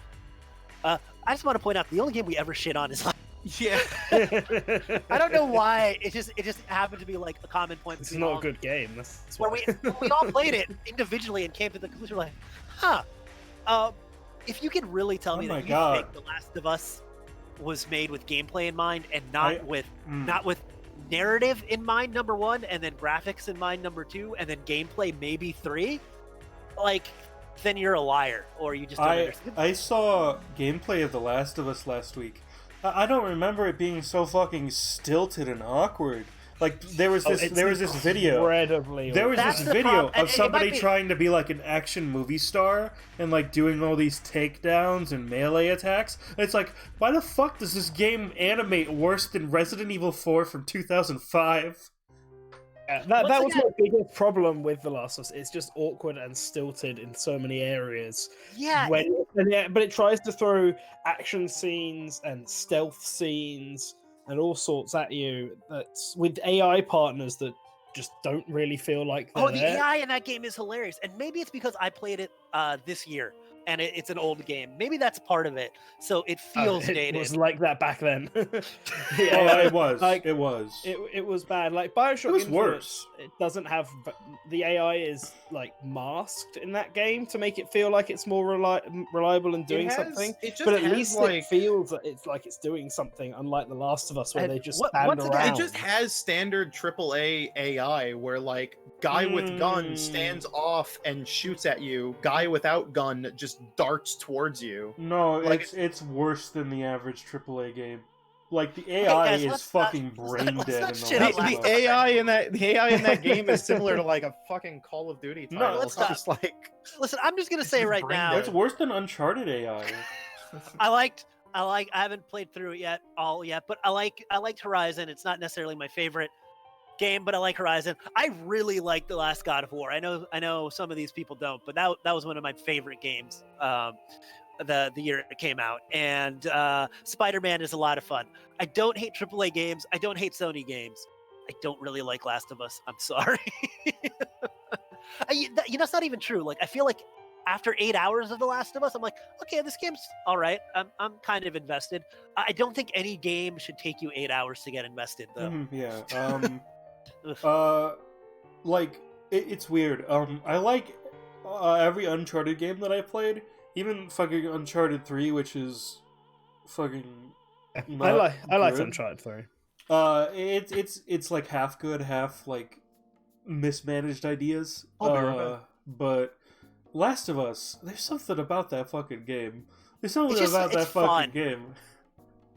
Yeah, it's fun and it's silly and it flows better. That's the thing. Even though it's cinematic, it flows better. Like The Last of Us is like I feel like The Last of Us punishes you for playing it as a game. Like if you're really trying to take your time and then people are walking 12 feet and then the people are like in another room just standing there like super awkwardly. Yeah. There's literally moments of the game where you can't play the game like in a reasonable or creative way because you have to do something very specific for the story to play out. Like there's a stealth section early in the game where you have to get caught so Ellie can fire a gun in the cutscene. And then there's another section where there's a fucking sniper in a room, and like you can't shoot the sniper because you have to get into a QTE knife fight with him later. And then and that part is that's a perfect example. You know why? Because there's stuff you can only get in that town, but because it's run by the narrative, you're like, I need to run and kill that guy as soon as possible because that's what the story of the game wants me to do. You can see the fucking barrel of his gun. You can't shoot him. It makes no sense to go and explore the city. So you're like, you know what? Fuck it. Let me go kill this guy, get done with this QT event, and then I'll go back and explore the houses and grab all the stuff. But you can't because once you do the QT event, it takes you to the next chapter. That's the entirety of the games like that. You don't know when you're supposed to do something, when you're supposed to explore. It takes another playthrough to actually know what's going on. Like, you know, sorry. Yeah, it's Last of Us is not a good game. I like God of War. Okay, that was a great game, in my opinion. Colin's not here, so you can say whatever you want about it. Yeah. He's just gotta finish before he gets back. Well, I feel like Colin always says that. It's just like a big cinematic experience. But the thing is, like, yeah, when you go through the story sections, there's a lot of scripted stuff, and there's a lot of QTEs. But God of War always QTEs since the first game, so why up as a bad thing in a boss fight? But because it's slower. But that's fine. But there's like it's like a 40-hour game, man, and the story is like 10 hours of it. There's so much to do, and there's like there's so many realms. There's little realms that you unlock that you don't need to go to. That you can kill Valkyrs and you can craft armor and you can do and there's so much exploration and it's the game part. The game is meaty. That's the difference between that and a lot of the other story games that Sony has and why I appreciate it. Like It seems like and an alright game. I enjoy the fighting. I think Seems like an alright game. I just that camera angle. Shall we move on to the made next thing, which we had on our list after the crunch? Oh shit! The I'm crunch. muted on Discord. Was, Guys, one of these weeks can we not? Sorry, I was complain saying about The something. Last of Us? Sorry, I was saying something. Oh, we saw you muted. yeah, accident. But Dad of War, like, it seems like an alright game. But like, I made a game once with that camera angle, and I found out like very quickly it does not work for fast melee combat. And I can see it very plain and clear in the gameplay that camera angle gets in the way of the game, and I know why the camera angle's like that, so they can push more graphics out of the game. And that's a normal method that game developers use to make graphics better. They put in the FOV like really thin, and they render as little as possible so they can get as much as possible out of what's on the screen. But it just doesn't work that well with that camera angle. I mean, I get it. But that camera angle didn't really bother me after playing the game for a while. And as Matthew Rondello said, there's a roguelike in the game. Yeah, that's the mist area, right? Where every time you go in, there's just a lot. There's a lot of content in the game. So I think there's like a thing with Dad of War where it has that thing that modern Western AAA games have a lot, which is that your character snaps to the enemies, they slide over to the enemies to hit them. And that makes a lot of things weird, especially with that camera angle, because your character moves in a way that you don't expect.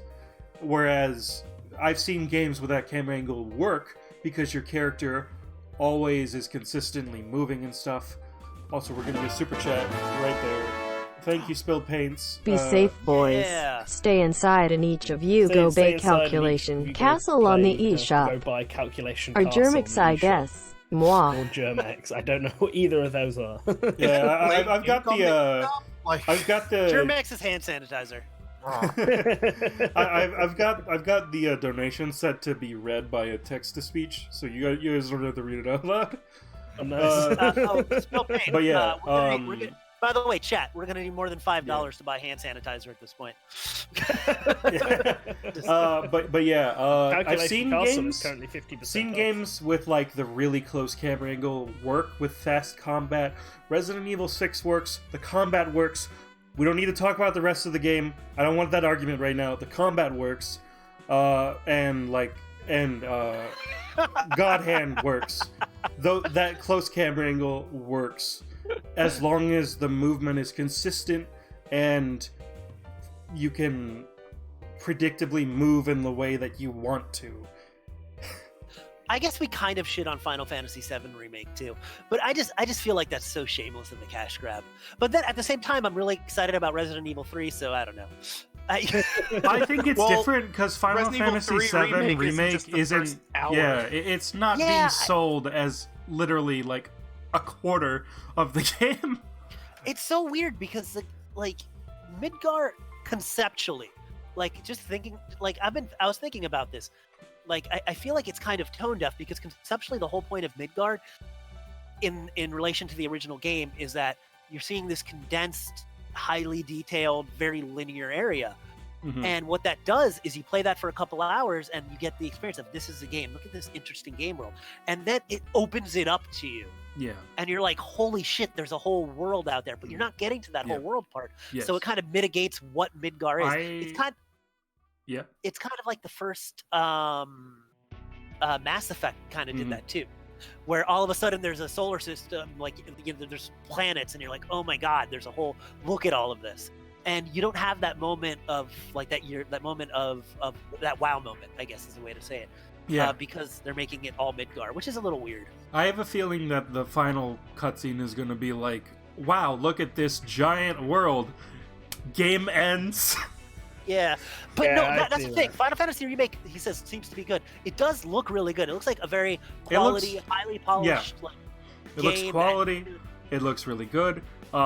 It's the problem being it's a quarter of a game that is over 20 years old. And then you have to think about, like, why are they doing that? Are they doing it for artistic reasons because they think the only way to get it right is to do it this way? Well, I don't think so. Do they feel like we need to add extra content to do value? Well, even in that case, do they need it? Or are they thinking Final Fantasy VII is a brand on by itself? We can spin it off to it's already been spin off to its own brand. You have Advent Children, you have Crisis Core. Well, people will buy it if it says Final Fantasy VII, so why don't we just release a Final Fantasy VII remake 3 or 4 times and make 3 or 4 times the money? And that's kind of a dick move. Yeah. Like, do you get what I'm saying? I'm sure it's going to be great, and I'm sure 4 of them are going to be equally great. I just also feel like it's kind of, once again, dick move. This is my also I'm gonna buy problem. it. This is also my problem with it, because how frequently are we going to be getting Final Fantasy VII remakes? Yeah. Are we going to be getting them annually? Is it going to be one every year? Or are we going to wait another 2 to 3 years for the next one? Is it going to be every So, year? like, Are we going to get one? Like so like at that point it's almost like by the time you finish the whole Final Fantasy VII story, we're going to be looking forward to 2030 at that point. Like we're going to be 2 console generations through before we finish the story that the PS1 managed to get all in one go. It's a bit ridiculous. And it's weird because, once again, it looks like a really good game. They've obviously put a lot of effort into it, and everything about it looks super polished and super good. But it's just like, it's more of a conceptual problem than a problem with the game itself. You know, if that makes sense. Yeah. So now let's go on to the next one because there's still a few things to talk about. Doom 64 is getting bonus content. Suddenly, it's getting a whole new chapter. And I thought that was just worth mentioning because that's quite surprising. I think everyone was quite surprised by this. Is it going to tie into Doom 2016? Because that would be amazing. I really hope it does. I really hope it does. I can hear you, Kawlun. I can hear you wanting to say something. No, I really don't have much to say because it's like it's just sort of surprising that it's like, oh, there's just more Doom 64. I'm really curious. I'm wondering if like this was part of the reason why this game was delayed along with Eternal. Like they were like, oh, but like maybe at some point they thought about adding new stuff to Doom 64, and then when the delay of Eternal came around, they just said like, oh, fucking like we'll just add more to make it more worthwhile. While also making it like a free pre-order bonus. I don't know. They're just treating Doom 64 really well. Like it's it's one of those things. It hasn't really been available for purchase for a long time, so I guess it makes sense from that standpoint. You know. I mean, I really like it. I really like the idea of going back, releasing old games like this and adding new stuff or quality of life improvements to it. That make it just a better product overall. Like I really enjoy that. I mean, this one's obviously not an official one, but I've been following this Smash 64 sort of mod that's called Smash Remix that adds stuff to it, and they announced today it's adding like Wario is being added to the game as a playable fighter now. And they'd already added Dark Samus, Ganondorf, Young Link, Falco, and Dr. Mario. Wario is actually the first original character because those are obviously all clones, echoes of each. I've seen it. It looks really neat. There's something, I don't know what it is, but there's something about Smash 64 in particular for remakes that just I don't know. I guess it's because everything afterwards, it's too close to modern Smash. Like, you know, like just the look and everything of 64 is so archaic that it's neat to see things added to it. Well, and there's so many levels and stuff they've added, like Mad Monster Mansion, Cool Mountain, and Smashville, and On It, and all that. He's got loads of levels, lots of adding new characters, and like judging from the way that the CSS is laid out, they basically add an entire bottom row, which means that we can have like at least another 8 characters on the way, pretty much. That's cool. Which is pretty boss. And I mean, having a Smash 64 remix is kind of the thing I've always wanted to do.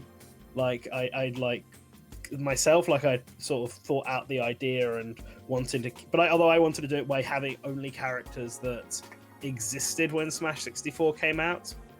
which means Dark Samus wouldn't obviously fit into mine. Which is because that makes it, you have to be a bit more creative with who you add then. But it's really cool. I think there's something like, there's like a nostalgia, there's some sort of nostalgia over the the early 3D models that Smash 64 uses. Oh man, they're really having that. I mean, I really want them to add Bowser, King Dedede, Marth, and Mewtwo, simply because those characters were already obviously planned for the game, and I can see why they have stuck to mostly clones nowadays to start with, because that's easier. Yeah, it's easier. But Wario, they actually pulled the full actual Smash Brothers way of designing newcomers by taking an existing character, with in this case Mario, having a few moves that stay the same, but ultimately changing most of the moves that they feel different.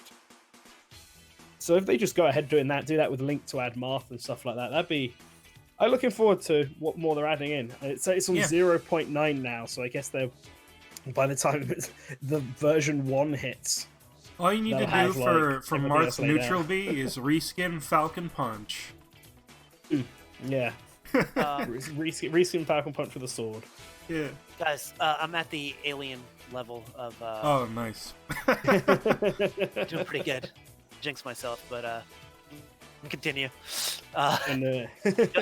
If states, no extra live codes, no Konami codes, we're doing this. Nice. I should stream this sometime.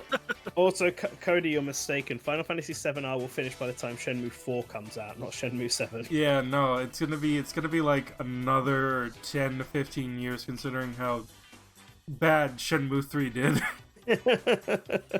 Yeah, and like that game was just not designed well at all. They didn't have good intentions going into it, and it doesn't have good intentions now that it's out. I feel like it had good intentions, but like it was picked up by the worst people. I don't know. I feel like they went into the game still with the mindset that it was going to be like a 16-episode epic. So like, everyone knew it wasn't going to be finishing at all, and the game doesn't finish, which means it's no better off than it was in Shenmue 2. maybe that's why I'm a little suspect on Final Fantasy VII, even though the demo's great and everything's great. Because I don't know, man. Episodic games don't tend to end well. Yeah. Yeah, I'm very concerned because Final Fantasy VII Remake right now, I feel like a lot of savvy gamers already know it's only part 1. But the normies, they're gonna see it, they're like, I love Final Fantasy VII. It's gonna end 8 hours in, and they're just like, what the fuck? No, well, it's gonna be like a 40-hour experience, but I know what you're saying. 8 hours into the story. Yeah, basically. It's probably gonna be like 20 hours long. But you think so? I'd be interested to see. Yeah, I think how long Kingdom Hearts 3 was. I fucking hope it's not going to be 40 hours long, because that's a lot of fucking padding. Well, I think they're just adding a whole. The plan is they're adding so many whole bunch of story elements. I don't think they're adding enough to push it to 40 hours. That's like how long, like, giant games can be. It's how long, like, Breath of the Wild is on average. I don't know, man. Like I said, it'll be. And then who's the final boss of that game? Final boss.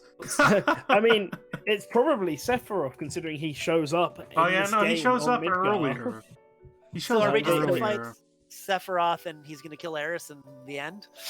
No, her death has not been moved up. Just Sephiroth. Yeah. Just Sephiroth. Yeah, it'll be like the whole place is exploding, and then Sephiroth appears, and you have to fight him with Cloud. I hope they start the next episode. I hope they start the next part in like 2025.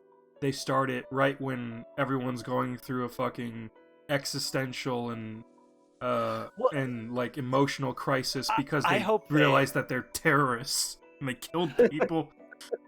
I hope they once again, that's just the plot of The Last of Us. That's literally Final Fantasy VII, though.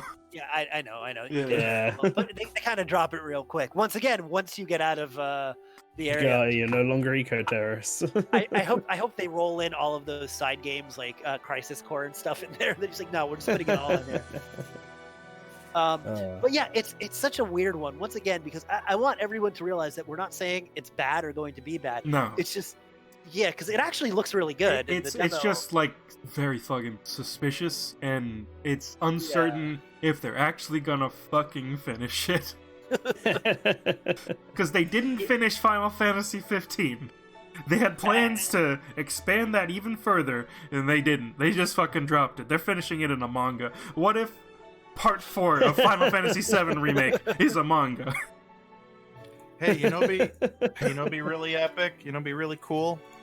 If I talked about a AAA game that I like that no one likes, Sonic the Hedgehog 4 Part 2.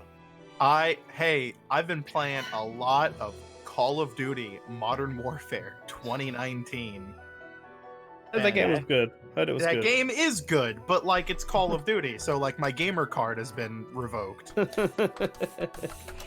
I think Call of Duty people are sort of being whatever about anymore. I don't really feel like it's as looked against as it was. It's not the Chad Normie Bro series it used to be. Yeah. But it's still like, the multi-billion-dollar seller. It's one of the only games my fiance will play, so I mean, there you go. But this week they dropped Warzone. Oh yeah. Excuse me. Which is their free-to-play battle royale thing. Actually, it's two modes. It's Warzone, which is their battle royale, and then they have Plunder, which is like its own game mode that's oddly reminiscent of like Steal the Safe from Battlefield Hardline, which is a weird game to steal something from. But Warzone is Warzone. I don't think there's really anything I can say about a battle royale game that hasn't already said about every other battle royale game.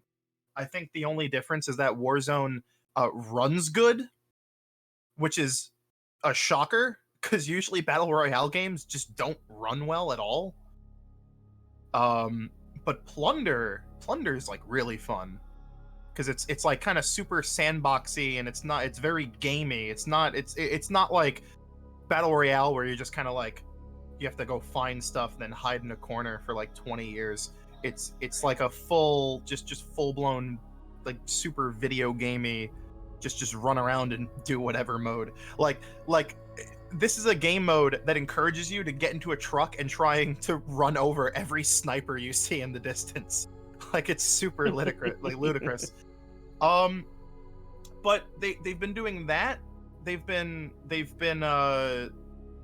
revealed that as like a free-to-play download. But the cool thing is that they also put the full game on sale, and all progress you make in the free-to-play battle royale mode gets transferred over to the regular multiplayer, because it still has all the loadouts and like the guns and everything you unlock. That's neat. Yeah, it's very cool. It's very neat. I like it. And I've just been playing it a ton because that game's like super refined, and yeah, that's really like. I just wanted to get the Call of Duty. I mean, I think that one did actually look fun, to be honest. If I was like not about to be playing Doom, another FPS, and I had a bit more free time, I wouldn't mind playing the remake of Modern Warfare. Like, it seems like it's better for at least as well for single player stuff, because that's what kind of put me off of Call of Duty. Other than the fact that why would I move to the next game when I'm still playing this one, is that they started prioritizing less the story than the single player, which is what I always preferred doing. Yeah. And so I just never really ended up going onto it, because I don't really know anyone apart from you who plays the multiplayer of Call of Duty games. I think it's a pretty good complete package. I think what's especially like really nice about it is the way they're handling content, where they're cutting out the season pass, and just maps are being added to the game for free, and they stay Really there. good. They're not being cycled out. Nice. And they even have a battle pass, but like all of the stuff you'd want from the battle pass, like the new guns and everything, are completely free. You don't actually need to buy the battle pass. You just level up through it, and that's it. You realize it still says what we're playing, what we've been playing. Does it say? No, it doesn't. Oh, Persona 4. What? What? On What? YouTube. Persona On the YouTube, 4. it says what we've been playing. on the No, top. no. Unpause the video. Oh, You Oh. serious, guys?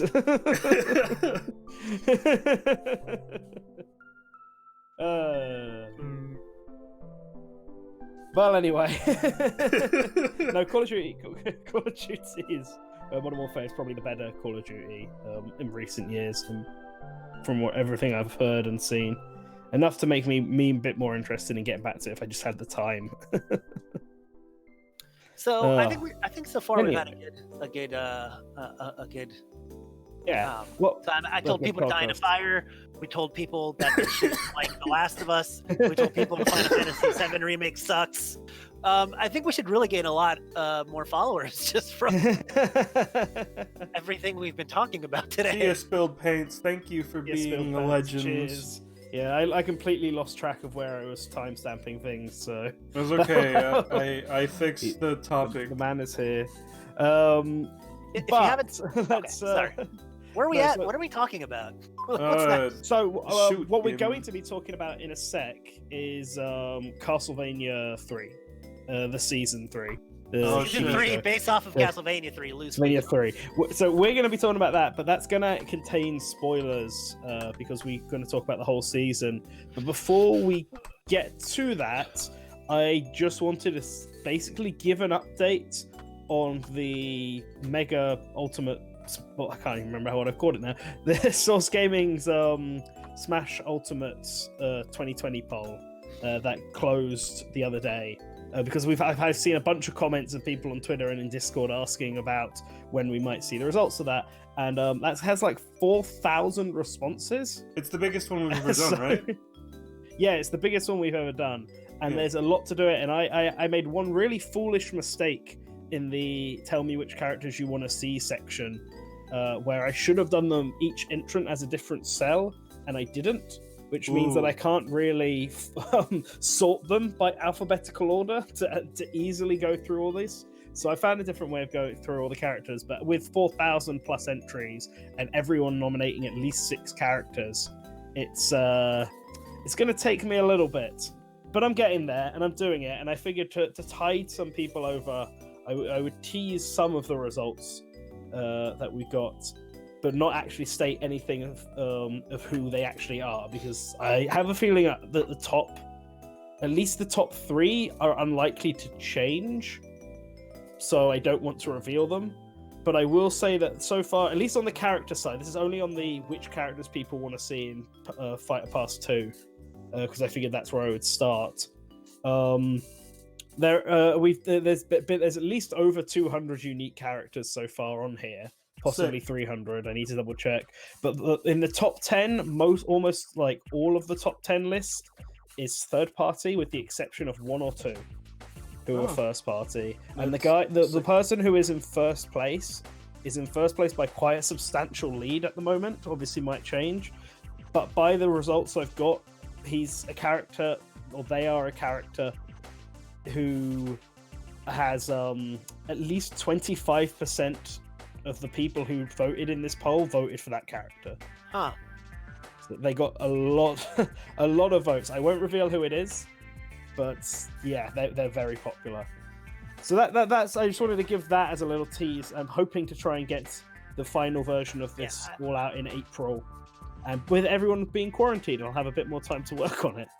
Yeah, So the quarantine's giving me I time to don't work want on to reveal videos who it too. is, but I will give a hint. He has no style. He has no grace. His Kong has a funny face, and you can go from there. Fill in the figure out rest. who it is from there. Yeah, man. No, the real toss is going to be figuring out how many votes Gex got. That's what I'm really trying to He figure out. definitely got votes. No, he has gotten votes. Yes. But how many is the real question, and how many popular characters did he beat out on his way to the top? How many fake votes do I have to put in to make him rise even higher?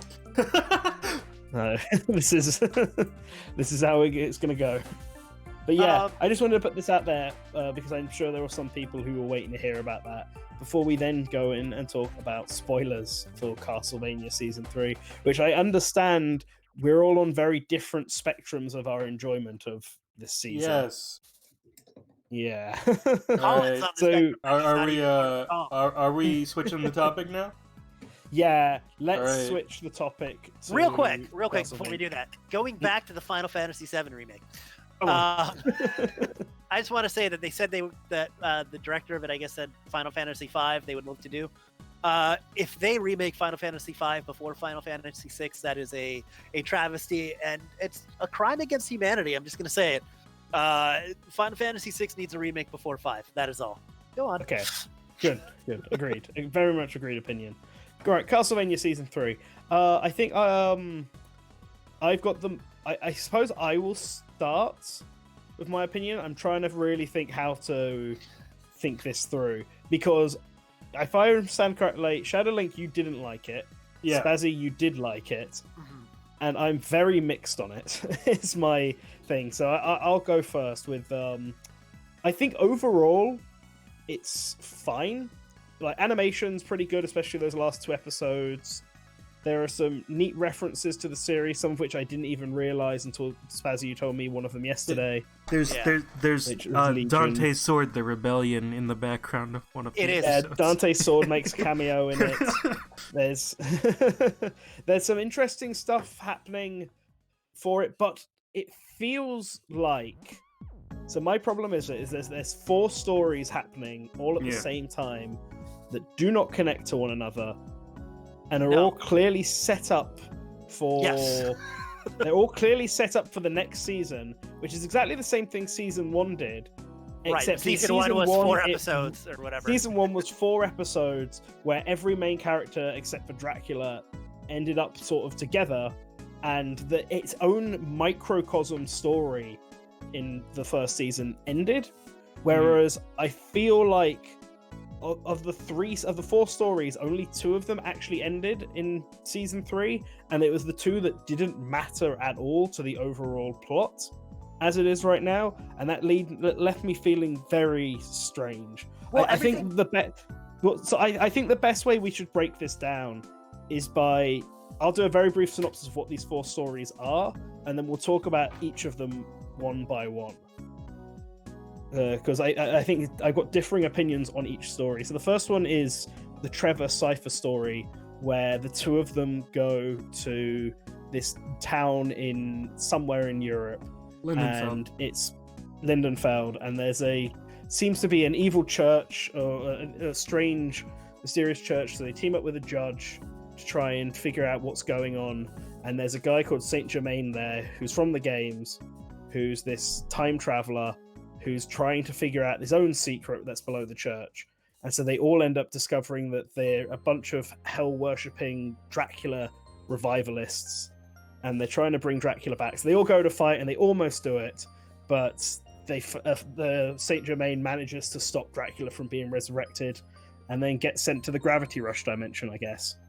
And everyone in the village dies except for Trevor and Siva, who just then go on their way. That's the Trevor's plotline. And the Alucard plotline is he's a very lonely boy who gets 2. Alucard's just a very lonely boy. He's a very lonely boy who gets 2 Japanese people on his side who then betray him, and he kills them. And then he's very bitter about the whole thing.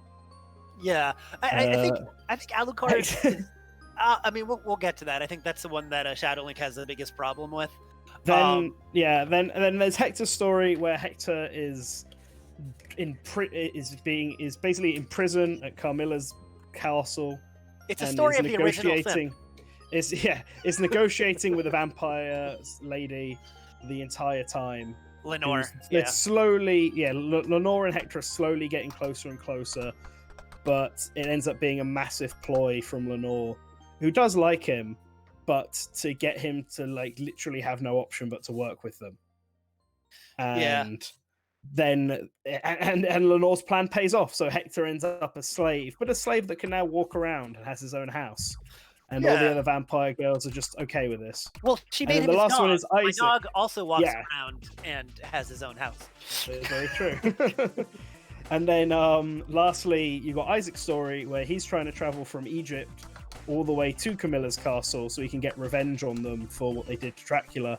And he's just him on a road trip with his monster posse, stopping from location to location to location as they go meeting the locals who are either really kind to Isaac or really mean to Isaac as they go through. And that's his plot. Let's start with my least favorite of these being the Alucard plotline, because I get what they're trying to do with it. It feels like they're trying to set Alucard up to be He's his the father next now. Dracula. Yeah, that's the entire point of they're it. slowly building him up to be a villain potentially in the next season, where he's just as bitter about humanity as Dracula was. He's trying to be optimistic towards humanity the way his mother was. He's trying to be open. That's the entire point, is that when he went to fight Dracula, Dracula said to him, "You failed before. What do you think is going to change now?" And he says, "This time I'm not alone." And that's his entire arc in season 1 and 2, is that, hey, I'm not alone. I have friends. I have a connection to humanity again. I'm ready to do this. And then he killed his father, and he felt like he had to martyr himself. And the way he did that is by staying with the castle and being the guardian of the castle. But because of that, he's losing those connections to humanity again. It's about him trying to be better than his father and trying to live up to his mother's example, and failing at that, and becoming so embittered with it. Like that's his arc over the season. So I get it. Was it inelegant? Sure. But that part of him talking to the dolls that were Sypha and Trevor were perhaps the best part of the entire series. So I'm okay with it. Yeah, no, that was probably the best part of his whole storyline. Because my thing with Alucard stuff is I totally get what they were going for. It's totally all character development and character driven. And I think that's a real thing. Trevor's and Alucard's story are all character based, and then Isaac and Hector's story are all plot based. Plot based. But Alucard, the problem I have with Alucard's is it really felt like they didn't know how to connect him to anything else that was happening in the season. And they didn't know how to keep his story going for 10 episodes. Yeah, it was too much. And so it dragged it out at points that they really didn't need it to. And there's a lot of those sort of really awkward contrivances in the Alucard storyline where I feel like if he had explained why, or if he'd even just shown them the broken castle moving mechanics, if he'd let them walk around certain parts of the castle, it was a huge, fast 180 between those people. So, quick correction. Isaac's story is character-based. It's like a character study of Isaac. It's not like as plot-based as fucking Hector's story. No. So I mean, all of them have got character motivations in them, and all of them have plot motivations. I get what NantenJex is saying though. Yeah, it's leading like this entire season is just leading towards that battle in Styria between Isaac's forces and Hector's forces. Yeah. Because I know it's Carmilla's forces, but it's really Hector's forces. It's the Devil Forge Master. It's gonna be Hector's forces.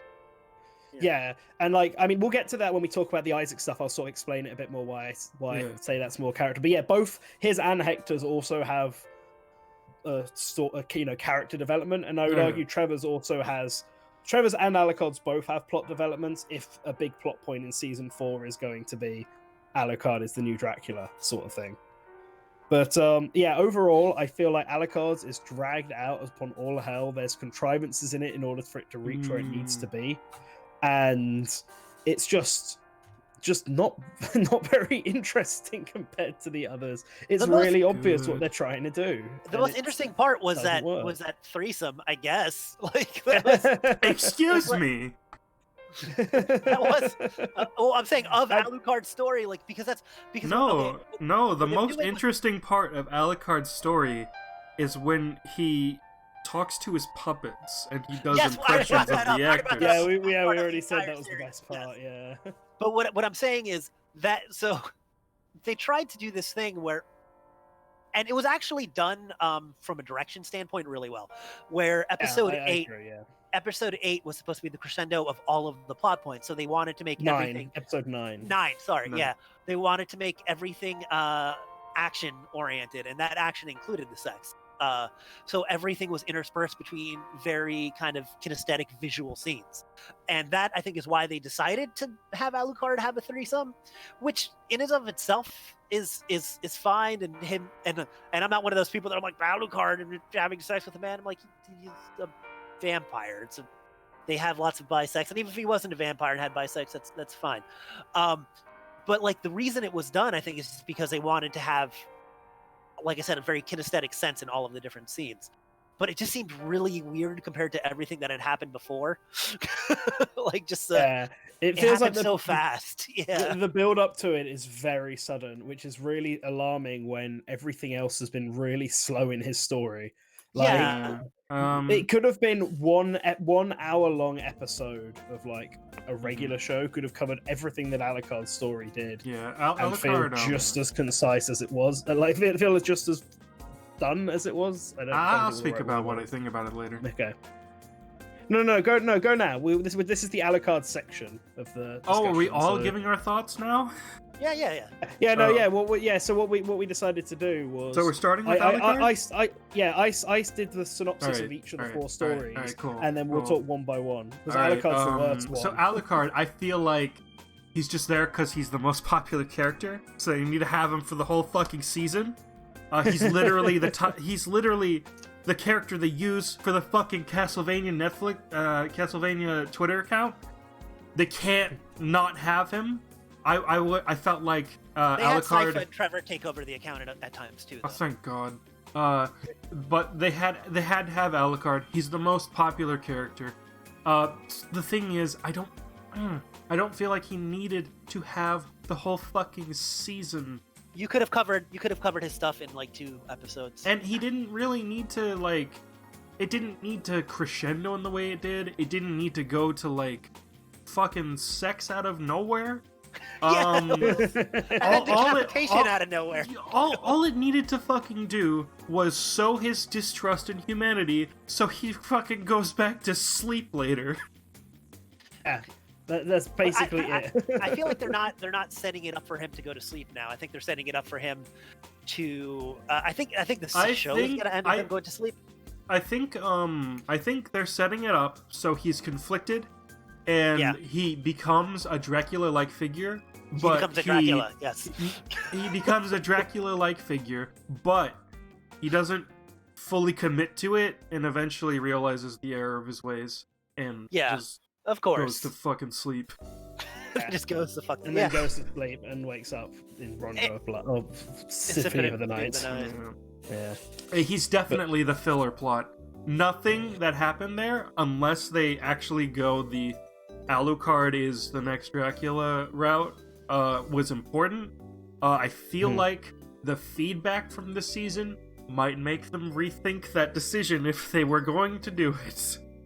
I mean, I'd rather they just go ahead with making him, because I think that what you're saying, him, sort of distrusting humanity and then needing to be reminded of why it was good in the first place when he reunites with Trevor and Sypha, and then deciding to go back to sleep because of that because in the original games he just goes back to sleep and there's no explanation given as to why he does this. Like they tried a little bit in some points by making him Simon Belmont's dad in one line. No, he was actually Trevor's. He was actually Trevor's dad. Oh, was he Trevor's dad? Oh, I thought it was Simon. Really dumb. It's weird. That was. It's it was Legends. dumb, so people got rid of it.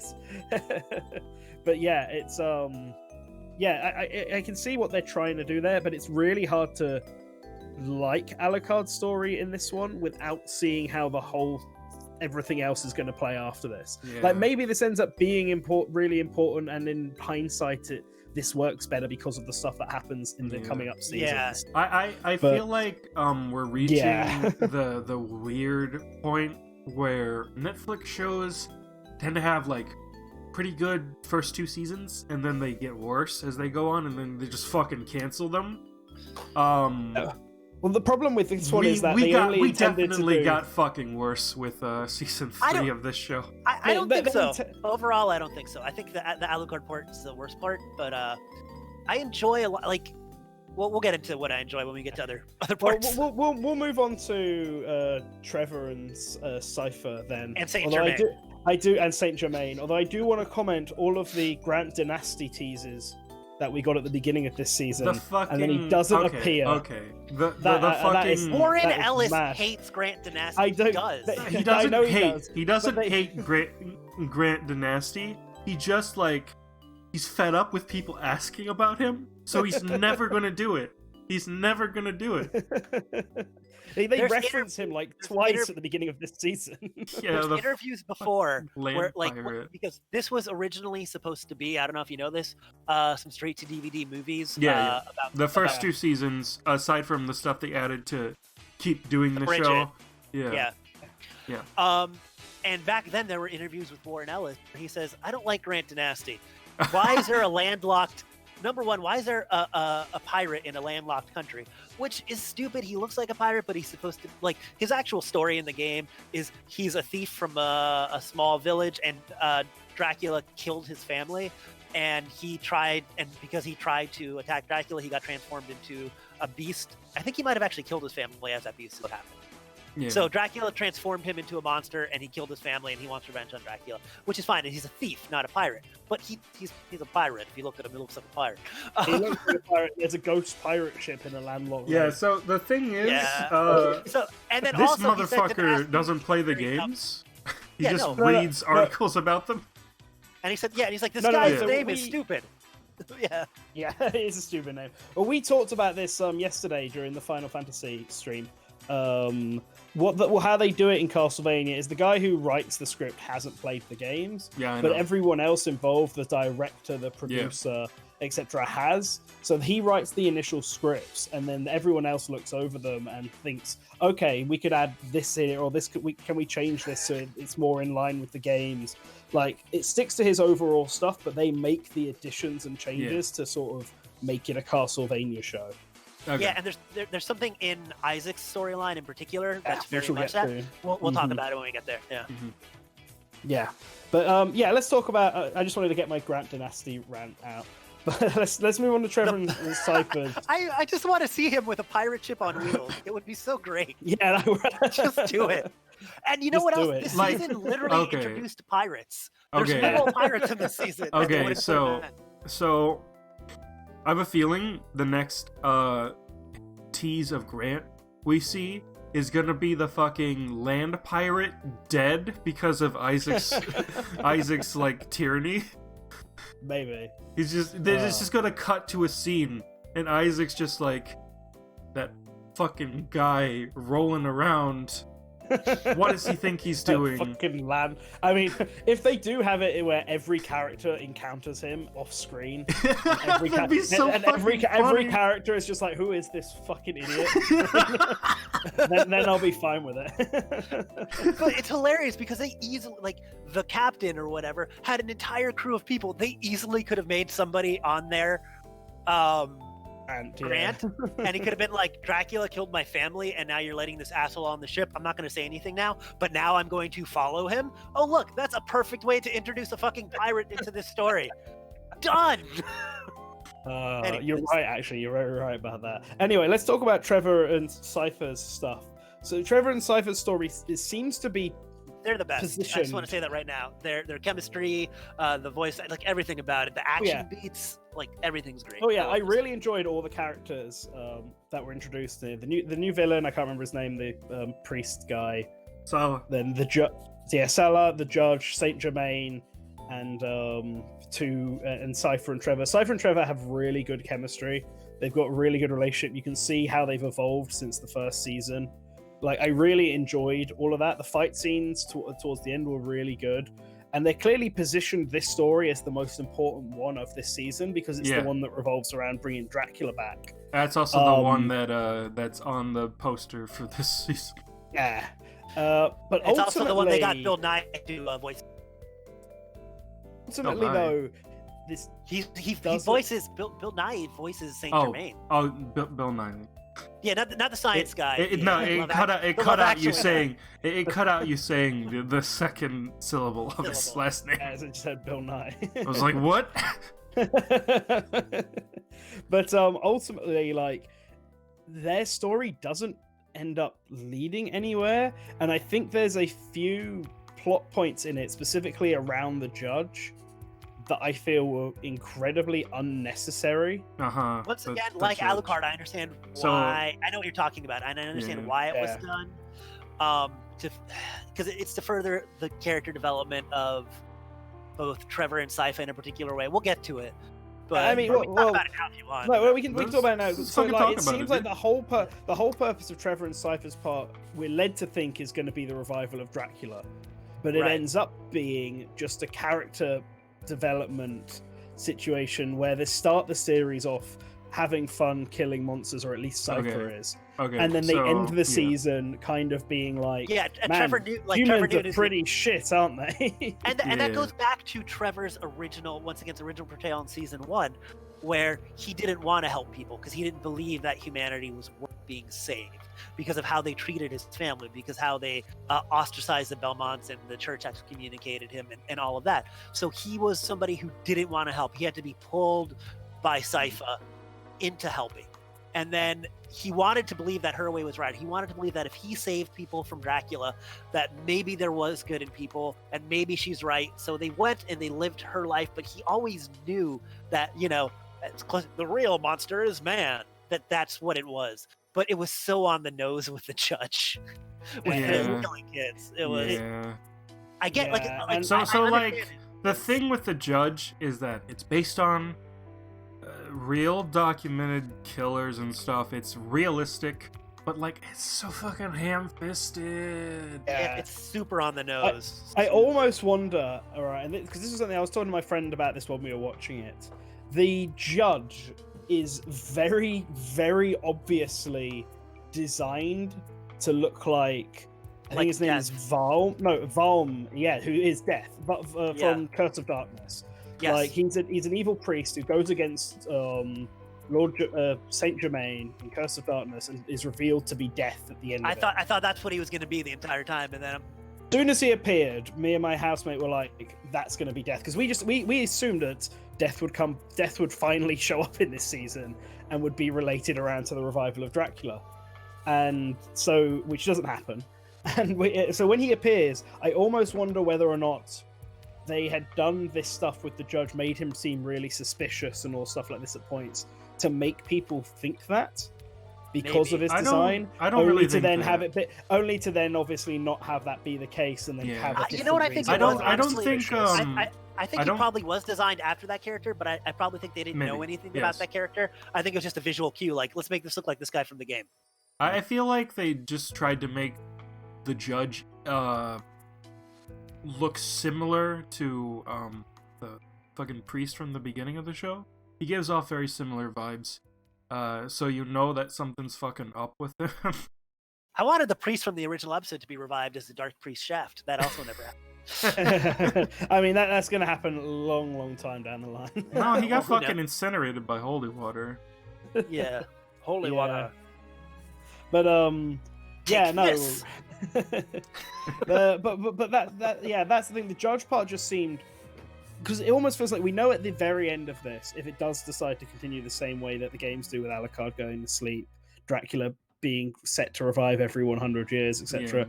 Trevor and Sypha have to get married, have kids, and restart the Belmont's storyline, like the bloodline, which means that ultimately I feel like trying to take a step back to Trevor's initial stance from season 1, that humans are shit and sort of slightly agreeing with Dracula, is the wrong way to go. It's like going backwards in the development things, where by the end of season 2, Trevor's like, you know what, maybe I was wrong. Maybe there is good in the world. Yeah, I feel and like... now he's like, yeah, everything's shit again. I feel like they're trying to push Castlevania 3 as far as they can, which they already started to do by putting Curse of Darkness stuff in, which is a smart thing to do if you're actually going to adapt the series, because it's a thing that eventually got retconned into the games anyway. But they're stretching out the Castlevania 3 cast for so long. I think that's my problem with this season. Like, in general, I feel like this season should have just been an adaptation of Curse of Darkness. Yeah, I feel like there should have been a time skip. I feel like continuing with them there right away, like a something to month go with. after, was the complete wrong decision, because it's just the same old, same old. Like, you just have to do... I would have just done a Curse of Darkness, but include Alucard in there in some way to get him to explain why he then goes back to sleep. Yeah, I Because feel like... you can't not Mhm. cut him out. You can't cut him out of that. But I then feel like you this, could have had... Go ahead. Yeah. You just... All they had to do was have Carmilla be a bigger focus as the villain. Have Death in it in some way. Have Isaac, obviously. I mean, you could have had the conflict be Isaac. No, we're just talking about them stretching out Castlevania 3 and not just directly adapting Curse of Darkness now. Yeah. Like, I feel like it would have made more sense to have Isaac. Everything would have been more connected if Isaac had attacked. They could have added several episodes with Grant, man. Season 1. No, but like attack, But what I'm saying is, like, instead of having Isaac go after Hector, they could have just had him go to Castlevania to take down Alucard. I'm wondering if they plan on doing a Curse of Darkness after all of this. Still, like that's what I feel like that is what they're going to. They're doing a very loose adaptation of Curse of Darkness. Yeah. But without the witch and without I don't think it's weird. I don't think Hector's going to actually be like a protagonist.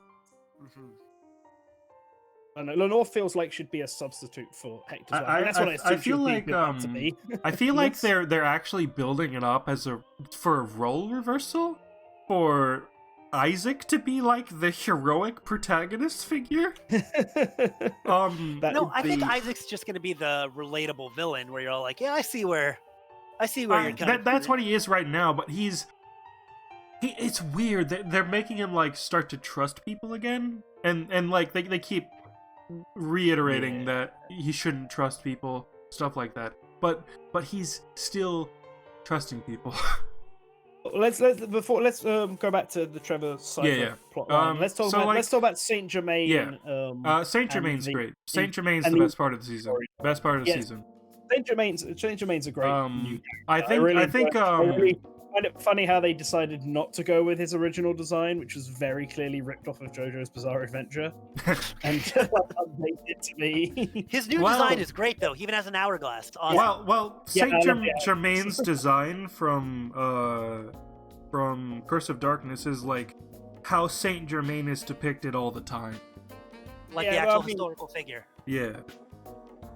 Yeah, but that is also like is identical in everything but color to William Zeppeli, who I think might have also been based off of Saint Germain, but definitely came first in the like grand scheme of things in terms of being added into pop culture. And it's like really, in terms of mannerisms and design and everything, is still really like. I do know that the Saint Germain that appears in Shin Megami Tensei 4 Apocalypse looks almost exactly the same as the Saint Germain in Curse of Darkness. So like there's something going on there. There's like a design ingrained in Japanese game developers of Saint Germain. Of course, the classic Saint Germain.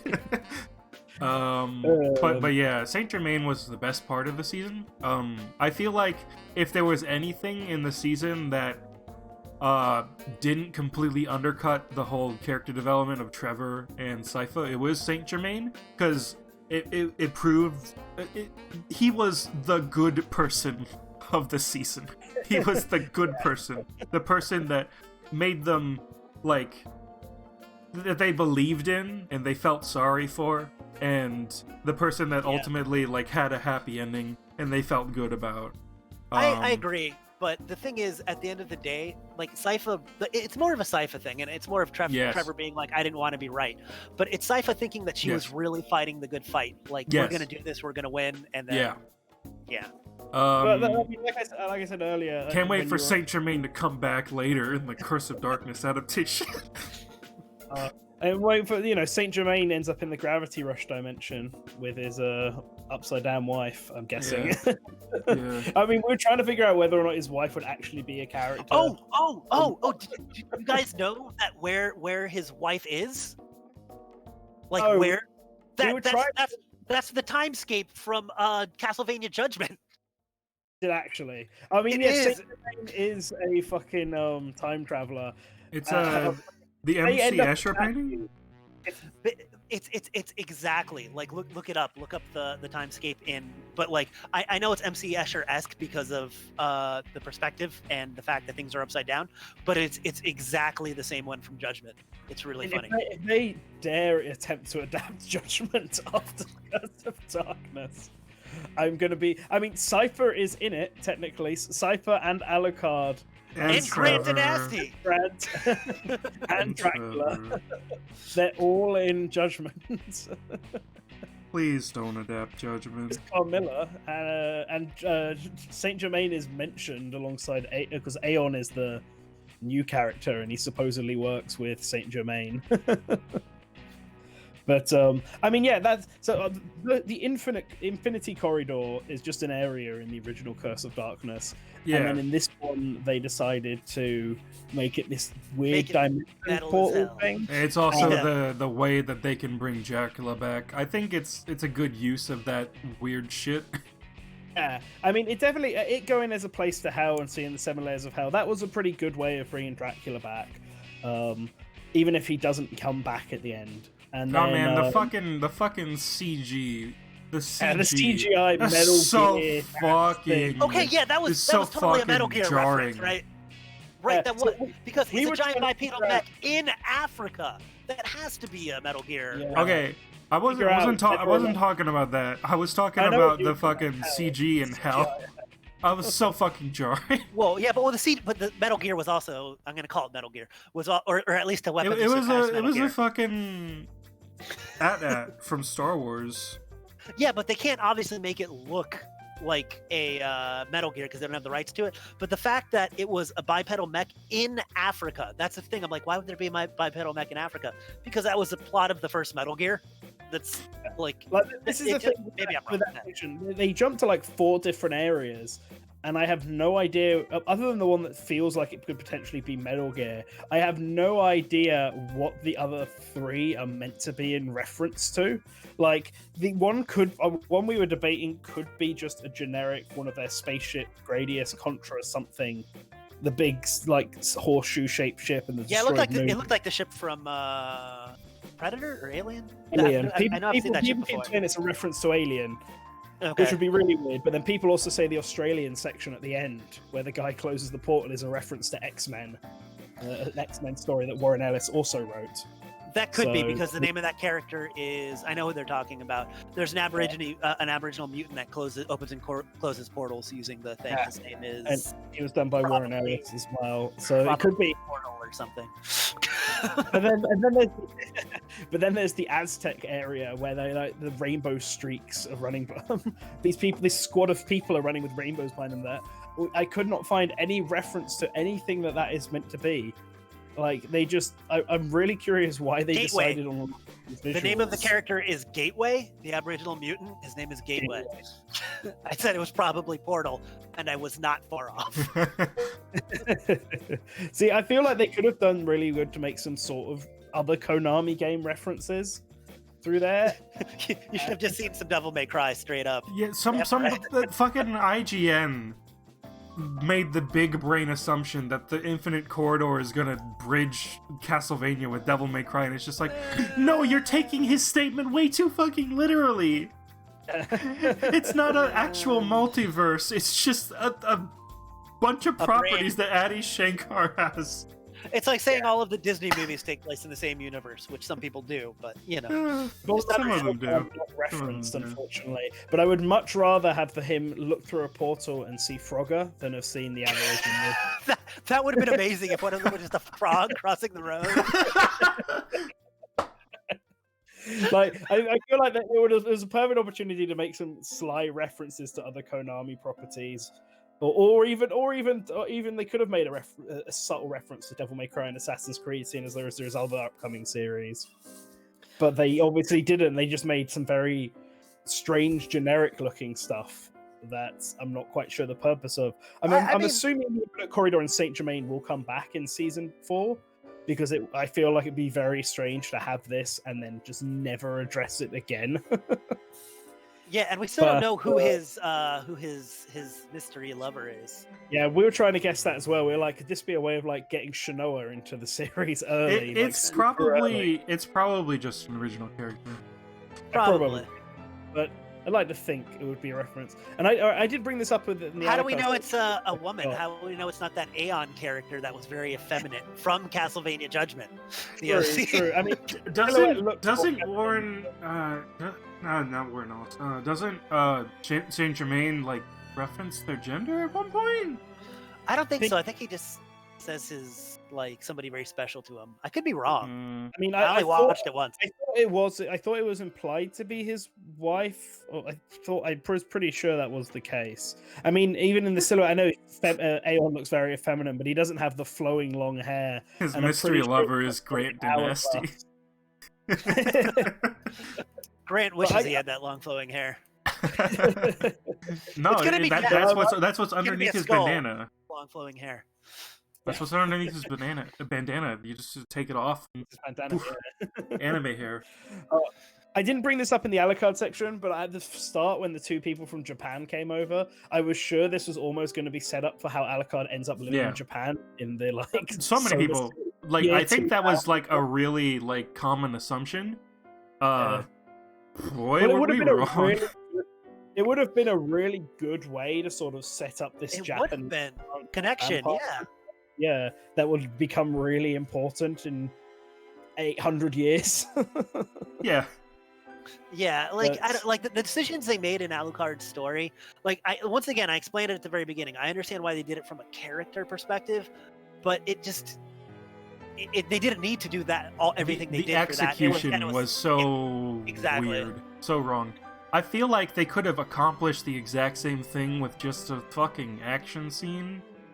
It didn't need to have a fucking threesome.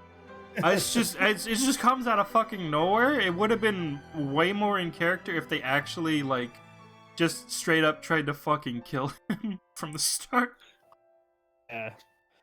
Well, and anyways, with Trevor and Cyphers, as much as I really like those two, and I thought Saint Germain was a really fun character, I think its story is the second weakest one. Because ultimately, the story just kind of ends in the same place it began, but everyone's slightly more depressed. I feel like and you also know Dracula can come back. That's important. I feel like it's a big problem with this series in general.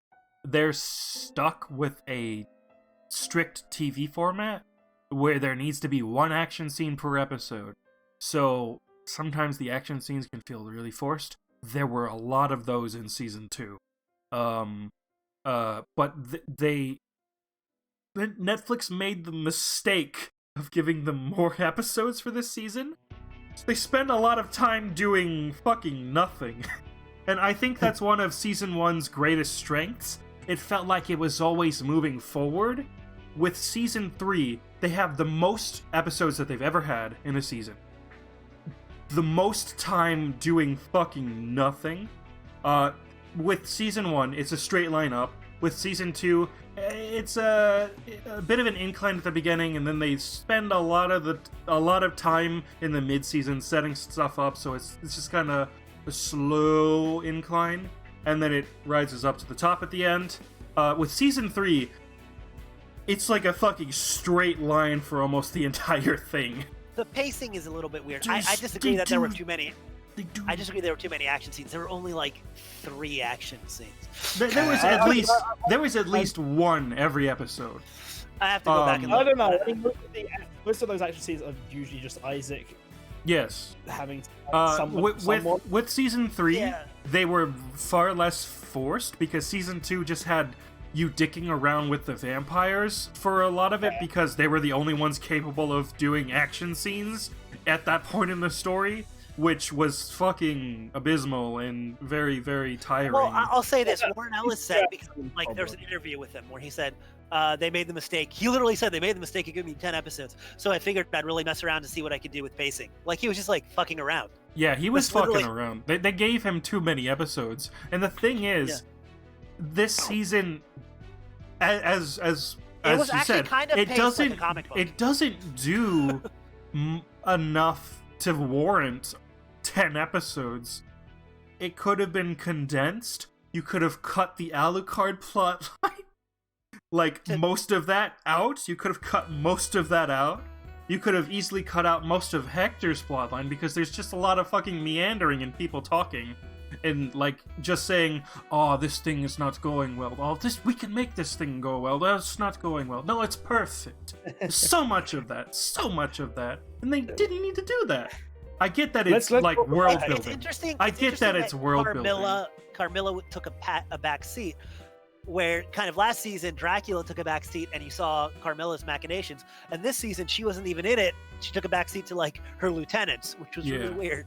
It was weird. I get that they're building up these characters so that they can have really cool fight scenes and death scenes later. Season. Oh, it's entirely build up. The biggest complaint I saw about season 2 was it spent so much time building up the villains and so little time with the actual fucking protagonists of the show. And this fucking season 3 takes that up to fucking 11. I feel like the time spent with Hector, Lenore, and Isaac was fine. That's fine. That seems like necessary. All the time spent with anyone else, I don't know. Fucking nut. The captain was awesome. Okay, no. The captain is included in Isaac's thing. I mean, like, the other fucking villains. The other villains. Waste of time. Let's talk about Hector's story. Yeah, I've already complained about it. I feel like that's the next one over, and I really like the Hector Lenore dynamic. I get it. I get what they're going for. She likes the way that you like your dog. She calls in season 2. In season 2. Have sex with your dog. I mean. Oh my god. In season 2. In season 2, they build up this thing. Hector only sees the world in like terms of pets. He sees the vampires in the War Council as pets that need to be like disciplined to get them to work better. And now he's the pet. So LOL. Irony of the But I get what they're doing. I get the strides they're sort of making to turn Hector from being a bad guy into a good guy. Because ultimately, he's the protagonist. Hector is gonna fucking kill everyone in that castle. I swear. He's gonna cut his arm off. It's gonna be metal. Sick. That's what's gonna happen. It's a Warren Ellis. Yeah. I feel like he might fucking turn himself into a hell beast. That might be like his ultimate thing. So he can break free. I guess I still kind of want, because I see what they're doing with Hector. They're being like, we're going to promise you what Dracula lied to you about. Yeah, it's like Hector also simultaneously let himself be open again to a vampire, and then got betrayed again, pretty much.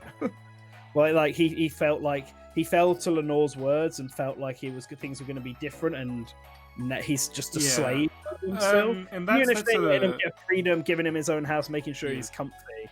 And Lenore clearly does actually like him. He's still a slave, essentially. I feel like this is a point where the pacing of the season really hurt. Because they spent so much time with the fucking vampire sisters, they spent so much time dicking around with Alucard. What they didn't do was actually effectively build up the relationship between Lenore and Hector enough to make the spontaneous sex more believable. It is an issue that they should have spent a little bit more time on them. I mean, he's a fucking moron. That's non-arguable. I mean, unlike with the Alucard stuff, there is a very clear romantic. There's build up. There's actually fucking build up to it. I just don't think there's enough to actually establish that they have that level of trust. They needed at least one or two more sort of They should have just needed at least had one a or two fucking more scene scenes where they like getting- ate dinner together or some shit. Yeah. Actually, like build up the chemistry a little more. Yeah, they should have done something to sort of build that up. But ultimately, I don't mind the Hector Lenore stuff. I'm interested to see how it's going because it's obviously a twist. I feel like Lenore is meant to be Hector's fiance replacement, and then to have her, but she's still a vampire, and then to have her betray Hector and do all of that stuff still puts her in the villain category, whereas Hector's been sort of portrayed more as morally grey, slightly on the villain side, but also leading towards his protagonist status that he has. But I do agree that his side story, Carmilla, who's the main one of the vampires, does nothing. And the other two, I get why they're doing it. They're trying to build them up so that they can be villains that we care about in the next season, because it's obviously all building up to this big conflict between Isaac and them. I don't care. I don't think yeah, they're original characters, so it hurts, and I think they're also just the stuff they did try to focus on kind of repeated itself over and over again. So much. There only needed to be one scene of them saying, "No, we can actually make this plan work." They didn't need to do like 4 fucking scenes of the exact same thing over and over again. And I think it's worse for the simple fact that there's something they could have done with them to tie it better into Isaac's story that would have worked really well, and it really annoys me that they didn't, which seems like a perfectly good segue to talk about Isaac's story, which is the best story. Was great. Yeah, I really liked this season, and it really comes down to the fact that I really liked Isaac, and I really liked Hector and Sypha. Isaac's got a really good story. It's the biggest problem with Isaac's story all comes at the end, but as it starts, he's in Egypt. He meets a magical fortune teller, and they have a conversation. Okay, can we talk about that magical fortune teller for a minute? Oh, not the magical fortune teller. I know you're talking about. I was talking about the woman in gray. Can I just say real quick? Can I say something real quick? Yeah. They made the fucking bondage weirdo from Curse of Darkness into the best character. What the fuck? Yes. He's so much better than the game character. He's so much better than the game character. Wait, who? Oh, you mean Isaac? Yeah. Yes. Okay. I was like, wait, hold on. Is this someone I'm forgetting? Yeah, no. Yeah, he's much better than the game character. And the game character is pretty much just the generic evil version of Hector. He's much interested in this. But yeah, so the thing with Isaac's story is it's basically just a road trip where he meets a new character every single step of the way. And sometimes the individual characters are good to him, and then the gang mobs are bad to him. And it basically just repeats. So it's a good thing that each of the characters he meets on his journey are enjoyable and interesting. You have the old shopkeeper at the beginning who gives him a mirror, and they have a really nice chat. You have the pirate guy who's really fun, and then you have the old woman. I do have a bit of an issue that the old woman and the Egyptian guy at the start are kind of the same character. Like, they're both blind old people who know he's a forge master, don't really care about him being a forge master, have access to magic in some capacity. They're pretty much the same character, but one is European and one is Egyptian. And I would kind of rather have liked them change it up a little bit. I'm a little curious about the old woman who looks like she might be Greek, whose name is Miranda, who I think it's Medusa. I think that's what that is. Setting up to be Medusa. Am I reading too much into this? Definitely. Also, her cloak and the grace, she looks just like the gypsies in Castlevania 2 and Simon's Quest that sell you stuff. She's dressed just like it. Anyways, sorry. No, I mean, they should have a. That was one problem I had with season 2. Everyone is a vampire, and I would much rather have them have monsters who are actually like the universal monsters, like Medusa and Frankenstein and that Castlevania 1 stuff. It'd be more interesting. But yeah, I like. So he's got. I was so fucking happy when they killed Godbrand. So much time was spent with Godbrand. I hate thought Godbrand. Godbrand was fun, and I thought the payoff to them killing him was fun, so I had no problem with that. But he was annoying, and he died in an annoying way. It was great. Yeah, with the old man at the beginning, like I get what they're doing with Isaac's story in that he's conflicted about his thing. He thought humanity wasn't worth it, but then he meets people who they're not necessarily good people, but they do show that humanity is not necessarily evil. I think my two biggest problems with Isaac's story is that just like all the other characters he just happens to meet on his way who happen to help him, the magician fight at the end comes completely out of nowhere with no prior build up to it and is very much just there as a plot convenience so that Isaac can get a big enough army to fight Carmilla's in the next season. There is no build up, and what annoys me, and this is why it goes back to the Hector thing, is that they could have very well was some build up in the fact that hold on, let me finish my rant first, because like instead of wasting time with them talking about how their armies aren't strong enough and maybe they should get mercenaries and all that, they could have actually visually shown Carmilla's army and that general fighting the magician and his people, and actually because they're neighbors, it's established that they're basically neighbors, and this guy is setting up a magic kingdom next to theirs and with a bunch of slaves. They could have had a scene where the two of them are fighting and Carmilla's forces are forced to retreat as a good way to show that Carmilla's army really isn't strong, and that's why they really need Hector or mercenaries or whatever they want to do. Something like that could have been done instead of them simply talking about it, and it would have set up the magician earlier in the story so that when Isaac finally arrives, he's going to have to go and confront this magician that we saw the vampires lose to earlier, which would make his victory against them much, much better, and it wouldn't feel like as much of a contrivance for it. As it is, Isaac just pulls up. As it is, Isaac's whole story is him pulling up to places, meeting a new character, that new character giving him something that will benefit him later on in the story and make him stronger, up until the point where he has an army at the end of it. And and what's also really annoying about Isaac's story is that Alucard's, and this is why I went back to it being more story-driven than Alucard's and Trevor's. Alucard's and Trevor's stories are there, they happen, they wrap up, things continue. Hector's story is a bit strange because it doesn't really have a full start and end point to it, but Isaac's story doesn't end. He never reaches his actual goal of reaching Hector by the end of this season. We just watch him walk from one place to another, occasionally riding on a boat, and he never reaches his destination, which is really annoying because it doesn't feel like Isaac's story is finished. Where are they getting all of the bodies from? I don't remember. Hector. They talked about mercenaries, but that's only so many.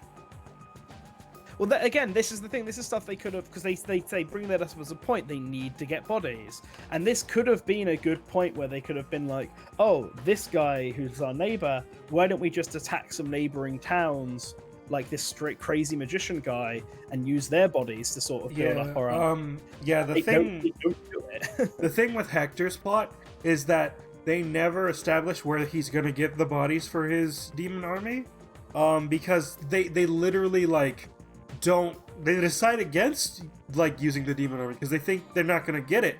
So they literally just okay, we're holler fucking mercenaries. And yeah, they could fucking murder the mercenaries and turn them into demons, but I don't think that's gonna be enough still. Yeah. Have you seen how many people Isaac has? Yeah. He literally murdered an entire empire city. Yeah. Instead of just talking about the problems they had, they should have shown them with Hector's story. And then in Isaac's story, I feel like they should have spent less time focused on Alucard and Trevor's story so that they could have actually finished Isaac's story. This season should have ended with the Isaac attacking Carmilla's forces. That should have been the big fight instead of it being him attacking random. It's all leading up to a lot, and I'm trying to figure out if Trevor and Sypha are going to factor into that battle at all in any way. I don't know. I feel like they can because they're nowhere near it, and neither is Alucard. It feels like there are two.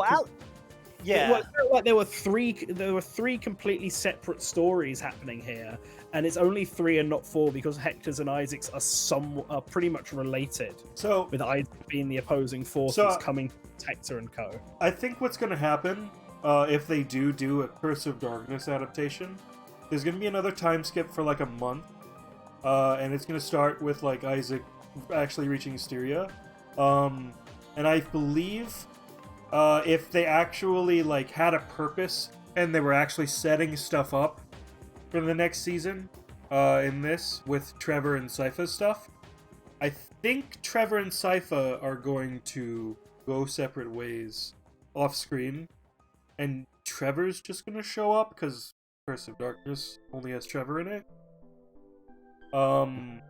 I think Sypha is going to go off and do her own thing. I think they might actually have a confrontation with Sypha and Alucard. Maybe. I feel like Trevor and Sypha have to reunite with Alucard and see what's become of him. I think Trevor's gonna just like do whatever the fuck. I don't know. See, here's my problem with stuff, because I've just thought about it a bit more. A lot of Hector's plotline with the sisters and what their plans and Camilla's scheme is all gonna go to nothing. Yeah. If the next season just opens with Isaac attacking them and destroying the castle. Yeah. Because there'll be so many wasted... I mean, shows can do that. Game of Thrones is very well known for wasting scenes that have no payoff because characters die. Yeah. And that just kind of happens. But when they were so restricted and there are some scenes that feel really unneeded, it does kind of become a bit of an issue that if Camilla and Co never get to even enact their plan because Isaac's just going to come in and get in the way, it's going to feel like all of Hector's storyline was nothing. Yes. The thing is, so a lot of the budget for season 3 absolutely went into the last 2 episodes, which were action scene to action scene to action scene to action scene. In season 2, it was 1 episode that had a bunch of action scenes. But both seasons have the problem where, because they put so much into just like 1 or 2 episodes, a lot of the series is just people standing, maybe walking, and talking. And they need to fill those scenes with stuff. And I just don't think they successfully filled the scenes in season 3 with interesting stuff that actually moves forward. It's just a lot of repeating stuff going on. The one that actually successfully keeps moving forward, the 2, well, I think Trevor's quest and Isaac's quest both move forward pretty well. Isaac's definitely better than Trevor's, because Isaac's still relevant to the overall plot, whereas I feel like while Trevor's tries to be with Dracula, ultimately it doesn't. Well, the thing about Trevor's is that it is seeding content for future seasons. It's not. There's no payoff next season. It's for Dracula's revival. It's the MCU approach. Yeah, exactly. Like, oh shit, this is gonna be. This is gonna be really cool when it comes back in season 6. Yeah, that's exactly what that was. There was definitely reason for it, but this might be a problem I have as a Castlevania fan who already knows what the plot of it is, because like I guess if you didn't know anything about Castlevania, learning that Dracula could be revived is probably a good enough reason to have it. But because I already went into the season expecting Dracula to be revived and a big plot set up to be about him being revived every 100 years so that they could set up for the Simon Saga if they wanted to, I feel like that for me, Trevor's thing feels like a bigger waste of time than it necessarily is. Yeah. Although now that we've talked about this, I kind of prefer Trevor's and Cypher's story to Hector's story, just because it is really dawning on me how much wasted time there is in Hector. And anything that didn't have Hector and Lenore in it was a waste of time that could have been used to further Isaac's story. Yeah, I feel like only one scene needed to happen with the sisters. Yeah. Like after Carmilla gets back, they only needed to do one more scene with all the sisters where they talk about Carmilla's plan, and then they figure out, oh, we can do this. they could have just condensed it all in the one scene instead of having it all over the season, doing the same thing over and over and over. And I think they could have had scenes with the other sisters as well, as long as they were not just them sitting around talking about the same stuff. Yes. Okay, so guys, I just want to get on because it's getting late and I'm really freaking hungry. Right. That's fair. Some things that I really liked in general this season. I thought the action scenes were really great. I They thought were really good. The Trevor Cypher one was really good. Yeah, Trevor was great. Sypha, he even threw an axe at one point. It wasn't an axe, but Yeah. Sypha, the two whip scene was great. My problem with that two whip scene is that it started organ music, and I'm like, they're gonna play the beginning. They're gonna play like some classic Castlevania music, and no, they played like Castlevania knockoff music. There's this big build up with organ music, and I'm like, why are they not playing actual Castlevania music? So the thing is, I feel like they're gonna save all of the classic Castlevania music for actual, like, really big moments. Because the payoff with Bloody Tears in Season 2 was, like, it's incredible. But, like, having the beginning in, like, some random fucking scene where Trevor's just like, I'm gonna use two whips now. There were two whips. Like, okay. It doesn't get bigger than two whips. Okay. In the third season, he has 3 whips. He's facing off against a generic enemy. Let's go, guys! Woo! The beginning. Hey, that was at least an end boss of the chapter. That was not a generic enemy. It took multiple hits. It felt like a Castlevania. I did enjoy that there were a lot of enemy design straight from the game this time. Yeah, the enemy variety was much better. Yeah, in the final scene, yeah, when from hell they pulled out a bunch of like Castlevania ones, because that's something I kind of wish they would have done more so of, like just have monsters designed to look like they still use the stock like Season 1, Season 2 monster a lot when Isaac was transforming people like mid action scene. But other than that, they were much better with the monster designs this season. Yeah, like they definitely pulled a lesser demon from hell. I don't remember the name of the Cthulhu-looking guy from Symphony of the Night. I don't remember his name. It's in Symphony of the Night, but he was definitely in it. Showing up. Yeah. There was werewolf and minotaur combo. Beginning, they had fishermen shooting fireballs. You're cutting out a little bit, Spazzy. Okay. Can you hear me now? Yeah. Yeah. Talk a bit slower. Might go in better. Okay, how about now? Yeah. Okay. Discord was being weird. Yeah, but they have the fishmen shooting fireballs. They had the werewolf minotaur. They had a lot of enemies, which is one of my big complaints. So I'm really glad they brought it in. Also, I was talking to NantenJex. I'm not sure if you realize this, but Isaac fights Legion. He fights the Grand Falloon. That's what he fights. Yeah. That's crazy. That's such a ridiculous random thing. Yeah. He fights a ball worth of bodies. Yeah, so I read a little bit about the process of writing for this season. It used to be, early on in the show, that Warren Ellis would dictate everything that happens in a fight. But now he just, like, writes the beginning and the end. And it's just like, fucking do whatever you want, guys. You got it. So the actual Castlevania fans are just like, we're doing fucking Legion. Let's do it. Yeah, exactly. That's what I was telling. Like the actual script was like, so he goes into this town full of mind-controlled people and he kills a guy in charge of them. And then the directors are like, so a bunch of mind-controlled people. Can we do Legion? Yeah, let's do Legion. I kind of wish the magician of that town had been someone from Castlevania. Because if he was going to be such a no-named, not important character, at least make him like a fan reference or something. I would have preferred if they actually spent time building up the magician instead of spending time building up the people that are going to be in the next season. Yeah, I agree. I feel like they should have spent... That's what I was saying with Hector's stuff. They should have had Carmilla's sisters fighting this magician guy earlier on because he's their neighbor, and it would have been a good way to show... Yeah, that's the problem with the Alucard plot. Yeah. The problem with the Alucard plot is that they built up these two characters the entire time just to have them die, just to be like, now Alucard's grumpy because of these two people. That's literally what they were there for. Yeah. Everything Alucard did towards the end of the season just felt so fucking forced and out of character. The first episode with him though was great, with him just being insane and cooking breakfast and yeah.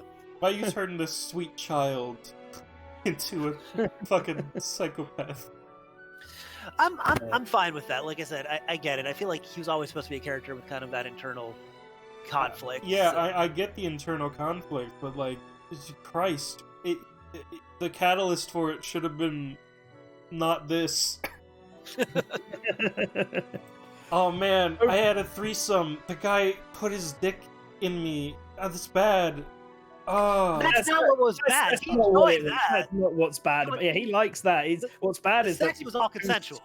Yeah, the sex is fine. What the problem that Alucard has is when they put 2 silver spikes through his wrist. Yeah, I know. Bondage him up. I'm just fucking strawmanning.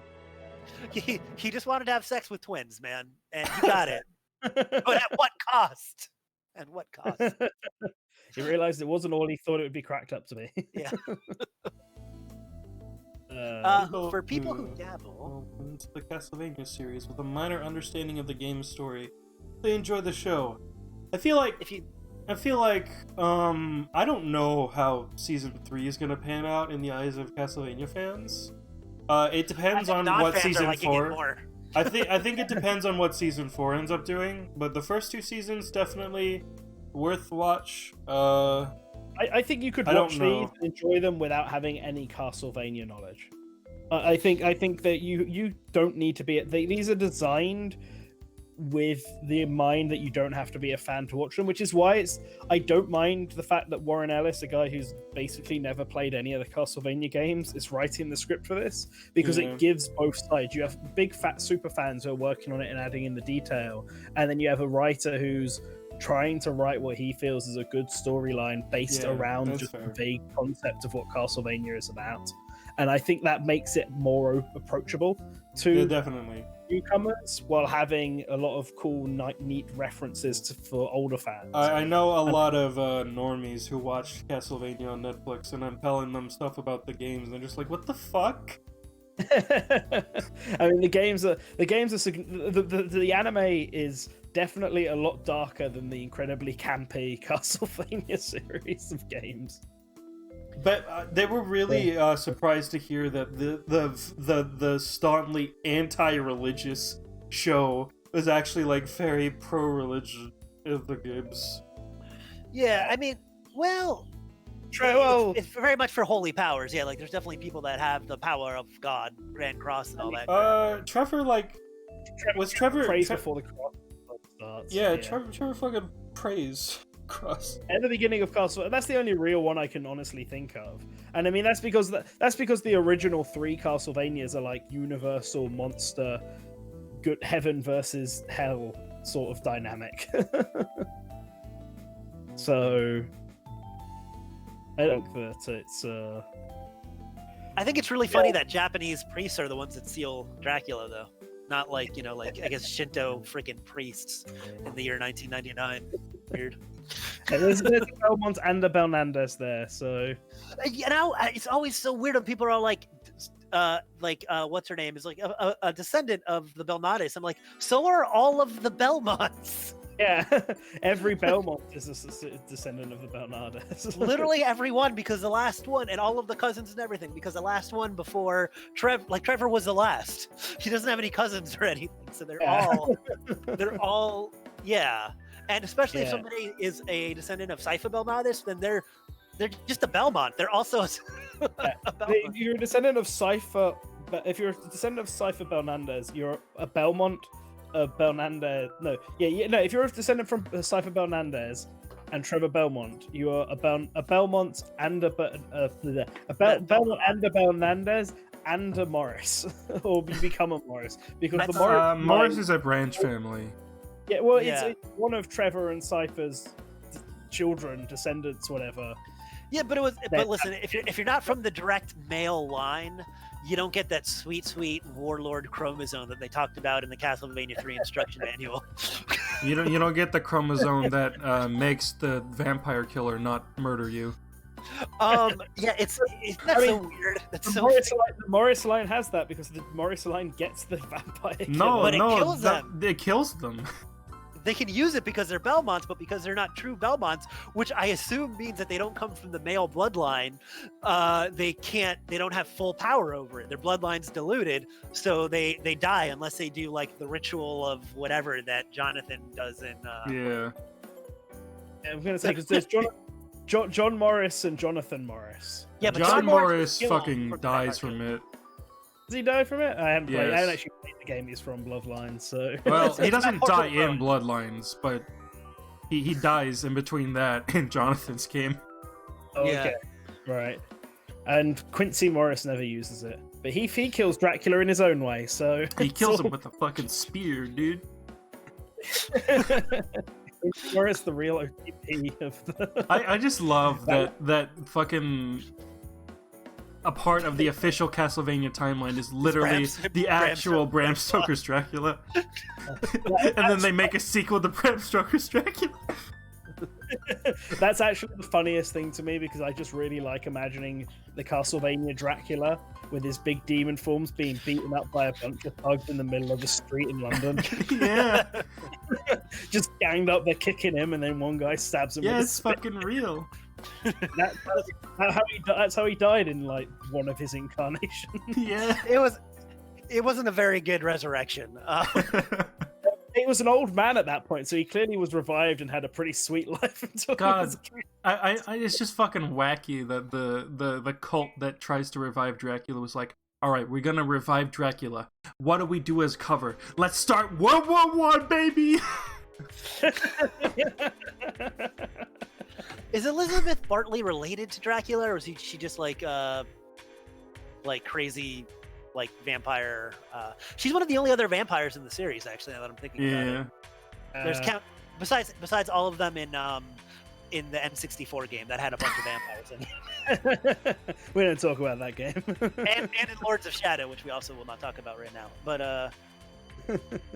I actually like that origin, by the way, the Lords of Shadow origin, better than the Lamont of Innocence. I don't think either of them are good, but I think that one. I agree. I mean, it's basically both our Belmont family accidentally creates Dracula. I respect Lament of Innocence more for like being pretty straight faced about it, whereas Lords of Shadow's like, LOL, it's a twist. You were Dracula the whole time. But here's the thing about Lamont of Innocence. You know how we always make fun of Bionic Commando with his arm is his wife. Yeah, the whip I know. Is your wife. I know. The difference being in Bionic Commando, it's intentionally like campy and not played straight, but in Lamont of Innocence, my wife will help me kill vampires. It's legit. They actually thought it was a good idea. The wife will live on throughout thousands of years and continue to kick Dracula's ass. Yeah, I couldn't think of any more better revenge. I'm just imagining Leon Belmont trying to continue the Belmont bloodline, but like grasping his whip the whole time, just like, don't worry, I still love you.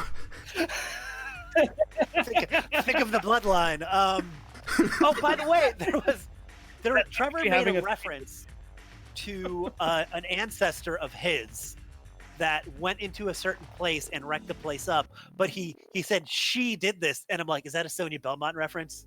I was wondering that if they just actually referenced Sonia Belmont, despite the fact that it's probably like a wink wink.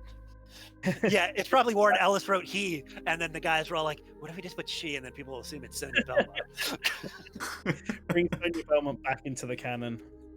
I don't mind Sonia Belmont. I just I like Sonia Belmont. I just don't like the like wife of Alucard, mother of Trevor thing is fucking. It was really dumb. It's mostly the Alucard thing. I don't have a problem with her being Trevor's mom. It's just the Alucard thing. That's fucking weird, dude. Yeah, somebody has to be Trevor's mom, and even I guess if you know, she didn't take the name of the man. She just fucked some random dude and this is Trevor Belmont. That's cool. That's fine. Vampire killer stays out during sex. She likes to watch. Jesus Christ. Okay, with that, I think this has been going on for like 3 hours now. Okay, so finishing hungry. thoughts. Fucking finishing thoughts. Castlevania Season 3, too long. I hope the next season's shorter, and I hope that they put more restrictions on Warren Ellis next time, because he had a lot of ideas and not all of them were good ones. Yeah, I think this is my least favorite season of the absolutely. three. But I'm willing to accept that this opinion could change depending on whether stuff goes anywhere in season 4. If they like backpedal hardcore with season 4, I'm gonna just be like, fuck season 3, dude. Yeah. This is what I'm gonna say. I liked it a lot. It was a season bridging season 2. It was a setup season, so I understand that. Some of the plot points went on to, or some of the plots kind of meandered, especially Hector and Alucard. However, the characters are still great. I still like Saint Germain's awesome. Scythe is awesome. Trevor's awesome. Isaac's awesome. The nods to the series are fun, and the action beats are still some of the greatest, especially in Western animation. Just amazing. So, I think the action was a bit excessive towards the end. And that's mostly because they decided to fucking rapidly cut between two different action scenes and 2 different sex scenes. And like the sex... It was a bold choice. Oh my god. So like there's a clear distinct divide between the sex scenes. The Hector one is like meticulously animated and like it's very in depth and like you can tell that there was a lot of intent behind it. And the Alucard one is fucking awkward as hell. They just fucking like wiggle around and then they cut back to an action scene. It's like, what the fuck? And it's hard to animate it's a twosome. It's so weird. Well, no, there's like a point where like the sister's definitely riding Alucard, so he had the full experience, guys. I don't want you to think otherwise. And then the next scene, like I don't know, the way it cut is weird. It's like it was very hard to follow that sex scene. And like the fucking action music playing on top of the sex scenes was like. I think it was supposed to be a little disturbing. I think that was done they were intentionally going for a kind of feeling that. To leave the viewer uncomfortable with the whole thing. Yeah. This definitely meant to instill discomfort. But the thing is, like, maybe don't do that at the end of the season. You know what I do like? I do like that we never see the one consenting loving couple have sex once. So. It's fine. They have sex all the time. This is new for both Alucard and Hector. Yeah, I actually really enjoyed. It probably is new for Hector. He just gives me that vibe. So I do enjoy that instead of like, because they didn't establish prior to the season that Sypha and Hector were a couple, but they just went straight into like, yeah, no, they're boning, guys. It's fine. Just roll with it. I kind of like that they leave it like off screen. I felt that was very tasteful. Yes. And very like deliberate, and it made like the scenes where they just wake up in bed together or they're laying in bed together like feel a lot more comfortable. Yeah, and authentic. Authentic. We don't need to see them bone. We know. We know they're doing it. So instead of covering Curse of Darkness in the next season, can they cover the patchy slot game Akamojo Dracula instead? Because that's about Trevor Belmont. Is that just a retelling of Castlevania 3, or is there more? Yeah. To it? Apparently, no. It might be it's a mixture of Castlevania 3 and they do introduce like a new character who's super lewd. And Saint Germain in it. Huh. No, you're thinking of the other Castlevania. Oh my god, there's so many fucking patchy slots. Which covers, there's 3 of them. That covers the Rick Belmont story. There's like 4. This one covers the Trevor Belmont Hector Curse of Darkness storyline with bits of Dracula, with bits of Castlevania 3 like the Dracula fights. Okay. I think Konami's leaving money on the table by not making a game that ties into this somehow. Like, I would say what I think a good way to do it, honestly, if I were them, is, well, first of all, contract out somebody that can actually do it, like Platinum Games. Don't try to do it yourself. I'm actually surprised they didn't like remake Castlevania 3, and it's interesting because this season, if you wait after the credits, there's a Powerhouse Animation logo they literally recreated the sprites from the games with their designs. You see like the anime Trevor Belmont doing the Belmont strut and whipping, and it's just like, that's awesome. I want to play this game. I was slightly wrong. This patch of slot also introduced a new sexy character. I knew it. So, both of them have it. And then she turns dark in the sequel, because there's a sequel to this patch of slot game. Oh my god. I was thinking that's Saint Germain's wife. Saint Germain's wife is called Angela. I will cry with laughter. But yeah, like they could definitely make a game tying in using a similar art style to this, just covering like a Castlevania game that there's no way they would ever cover within this TV show. Be like, yeah, we're gonna redo Castlevania Adventure for the Game Boy using this style, and there you go. Like, you know what I'm saying? That way you don't have to worry about it. Castlevania 3. I fucking hope we get to like, if we ever get to Simon Belmont, because they're gonna skip Christopher. I just hope that you see like a painting of Christopher Belmont, and he's in that same fucking dumbass outfit, in like the same fucking stance. I've been talking about this with my friend. Because Simon doesn't have really anything to work with his own one, so I kind of want them to take Simon's story and Castlevania the Adventure and like combine them, mash them up. I feel like with Simon, who's Christopher's? Is it Christopher the son or the dad? Christopher's the dad, and Soleil's the son. So, because Soleil's the son. So like, have Soleil and Simon be brothers and stuff. Soleil means son. Dad. Yes, I know. have Soleil and Simon be brothers. Have Christopher be the dad, and then have like the sort of thing where Simon's like naturally better at it and Soleil isn't, and give Soleil a motivation to sort of end up being manipulated by Dracula. Oh, are we gonna also like put in Harmony of Dissonance or whatever the fuck that game's called with just Belmont? No, we don't. No one talks about him anymore. I mean, like that dynamic is going on there. In which one's Harmony of Dissonance? No, because he had his buddy game. Maxim. His buddy got manipulated because he was jealous. Okay. So it's the same dynamic. Yeah. But make it with Simon a character people actually care about. I feel like with Simon. Christopher. I feel like with Simon. Nobody cares about Trust. I feel like with Simon, if they do adapt him, it would be really cool if they went the route that you are saying. But I feel like with Simon, if they do adapt him, they're just gonna have like a really quick like sum up of Castlevania 1 and have him like beat Dracula in the first episode, and then they're just gonna do Simon's quest the whole season. I'd be okay with that. I'd be okay with that. If they introduce, this is what I was saying, introduce the concepts from Castlevania 64, since it's not really canon and nobody cares about it. So like Cornell and a tribe of werewolves, you could have like the witches, like all of those things that were interesting that nobody actually cares about because it's Castlevania 64. Put it into Simon's story. Who the fuck cares? Yeah, and fucking Carmilla will come back, and then she's got to be like loyal to Dracula then.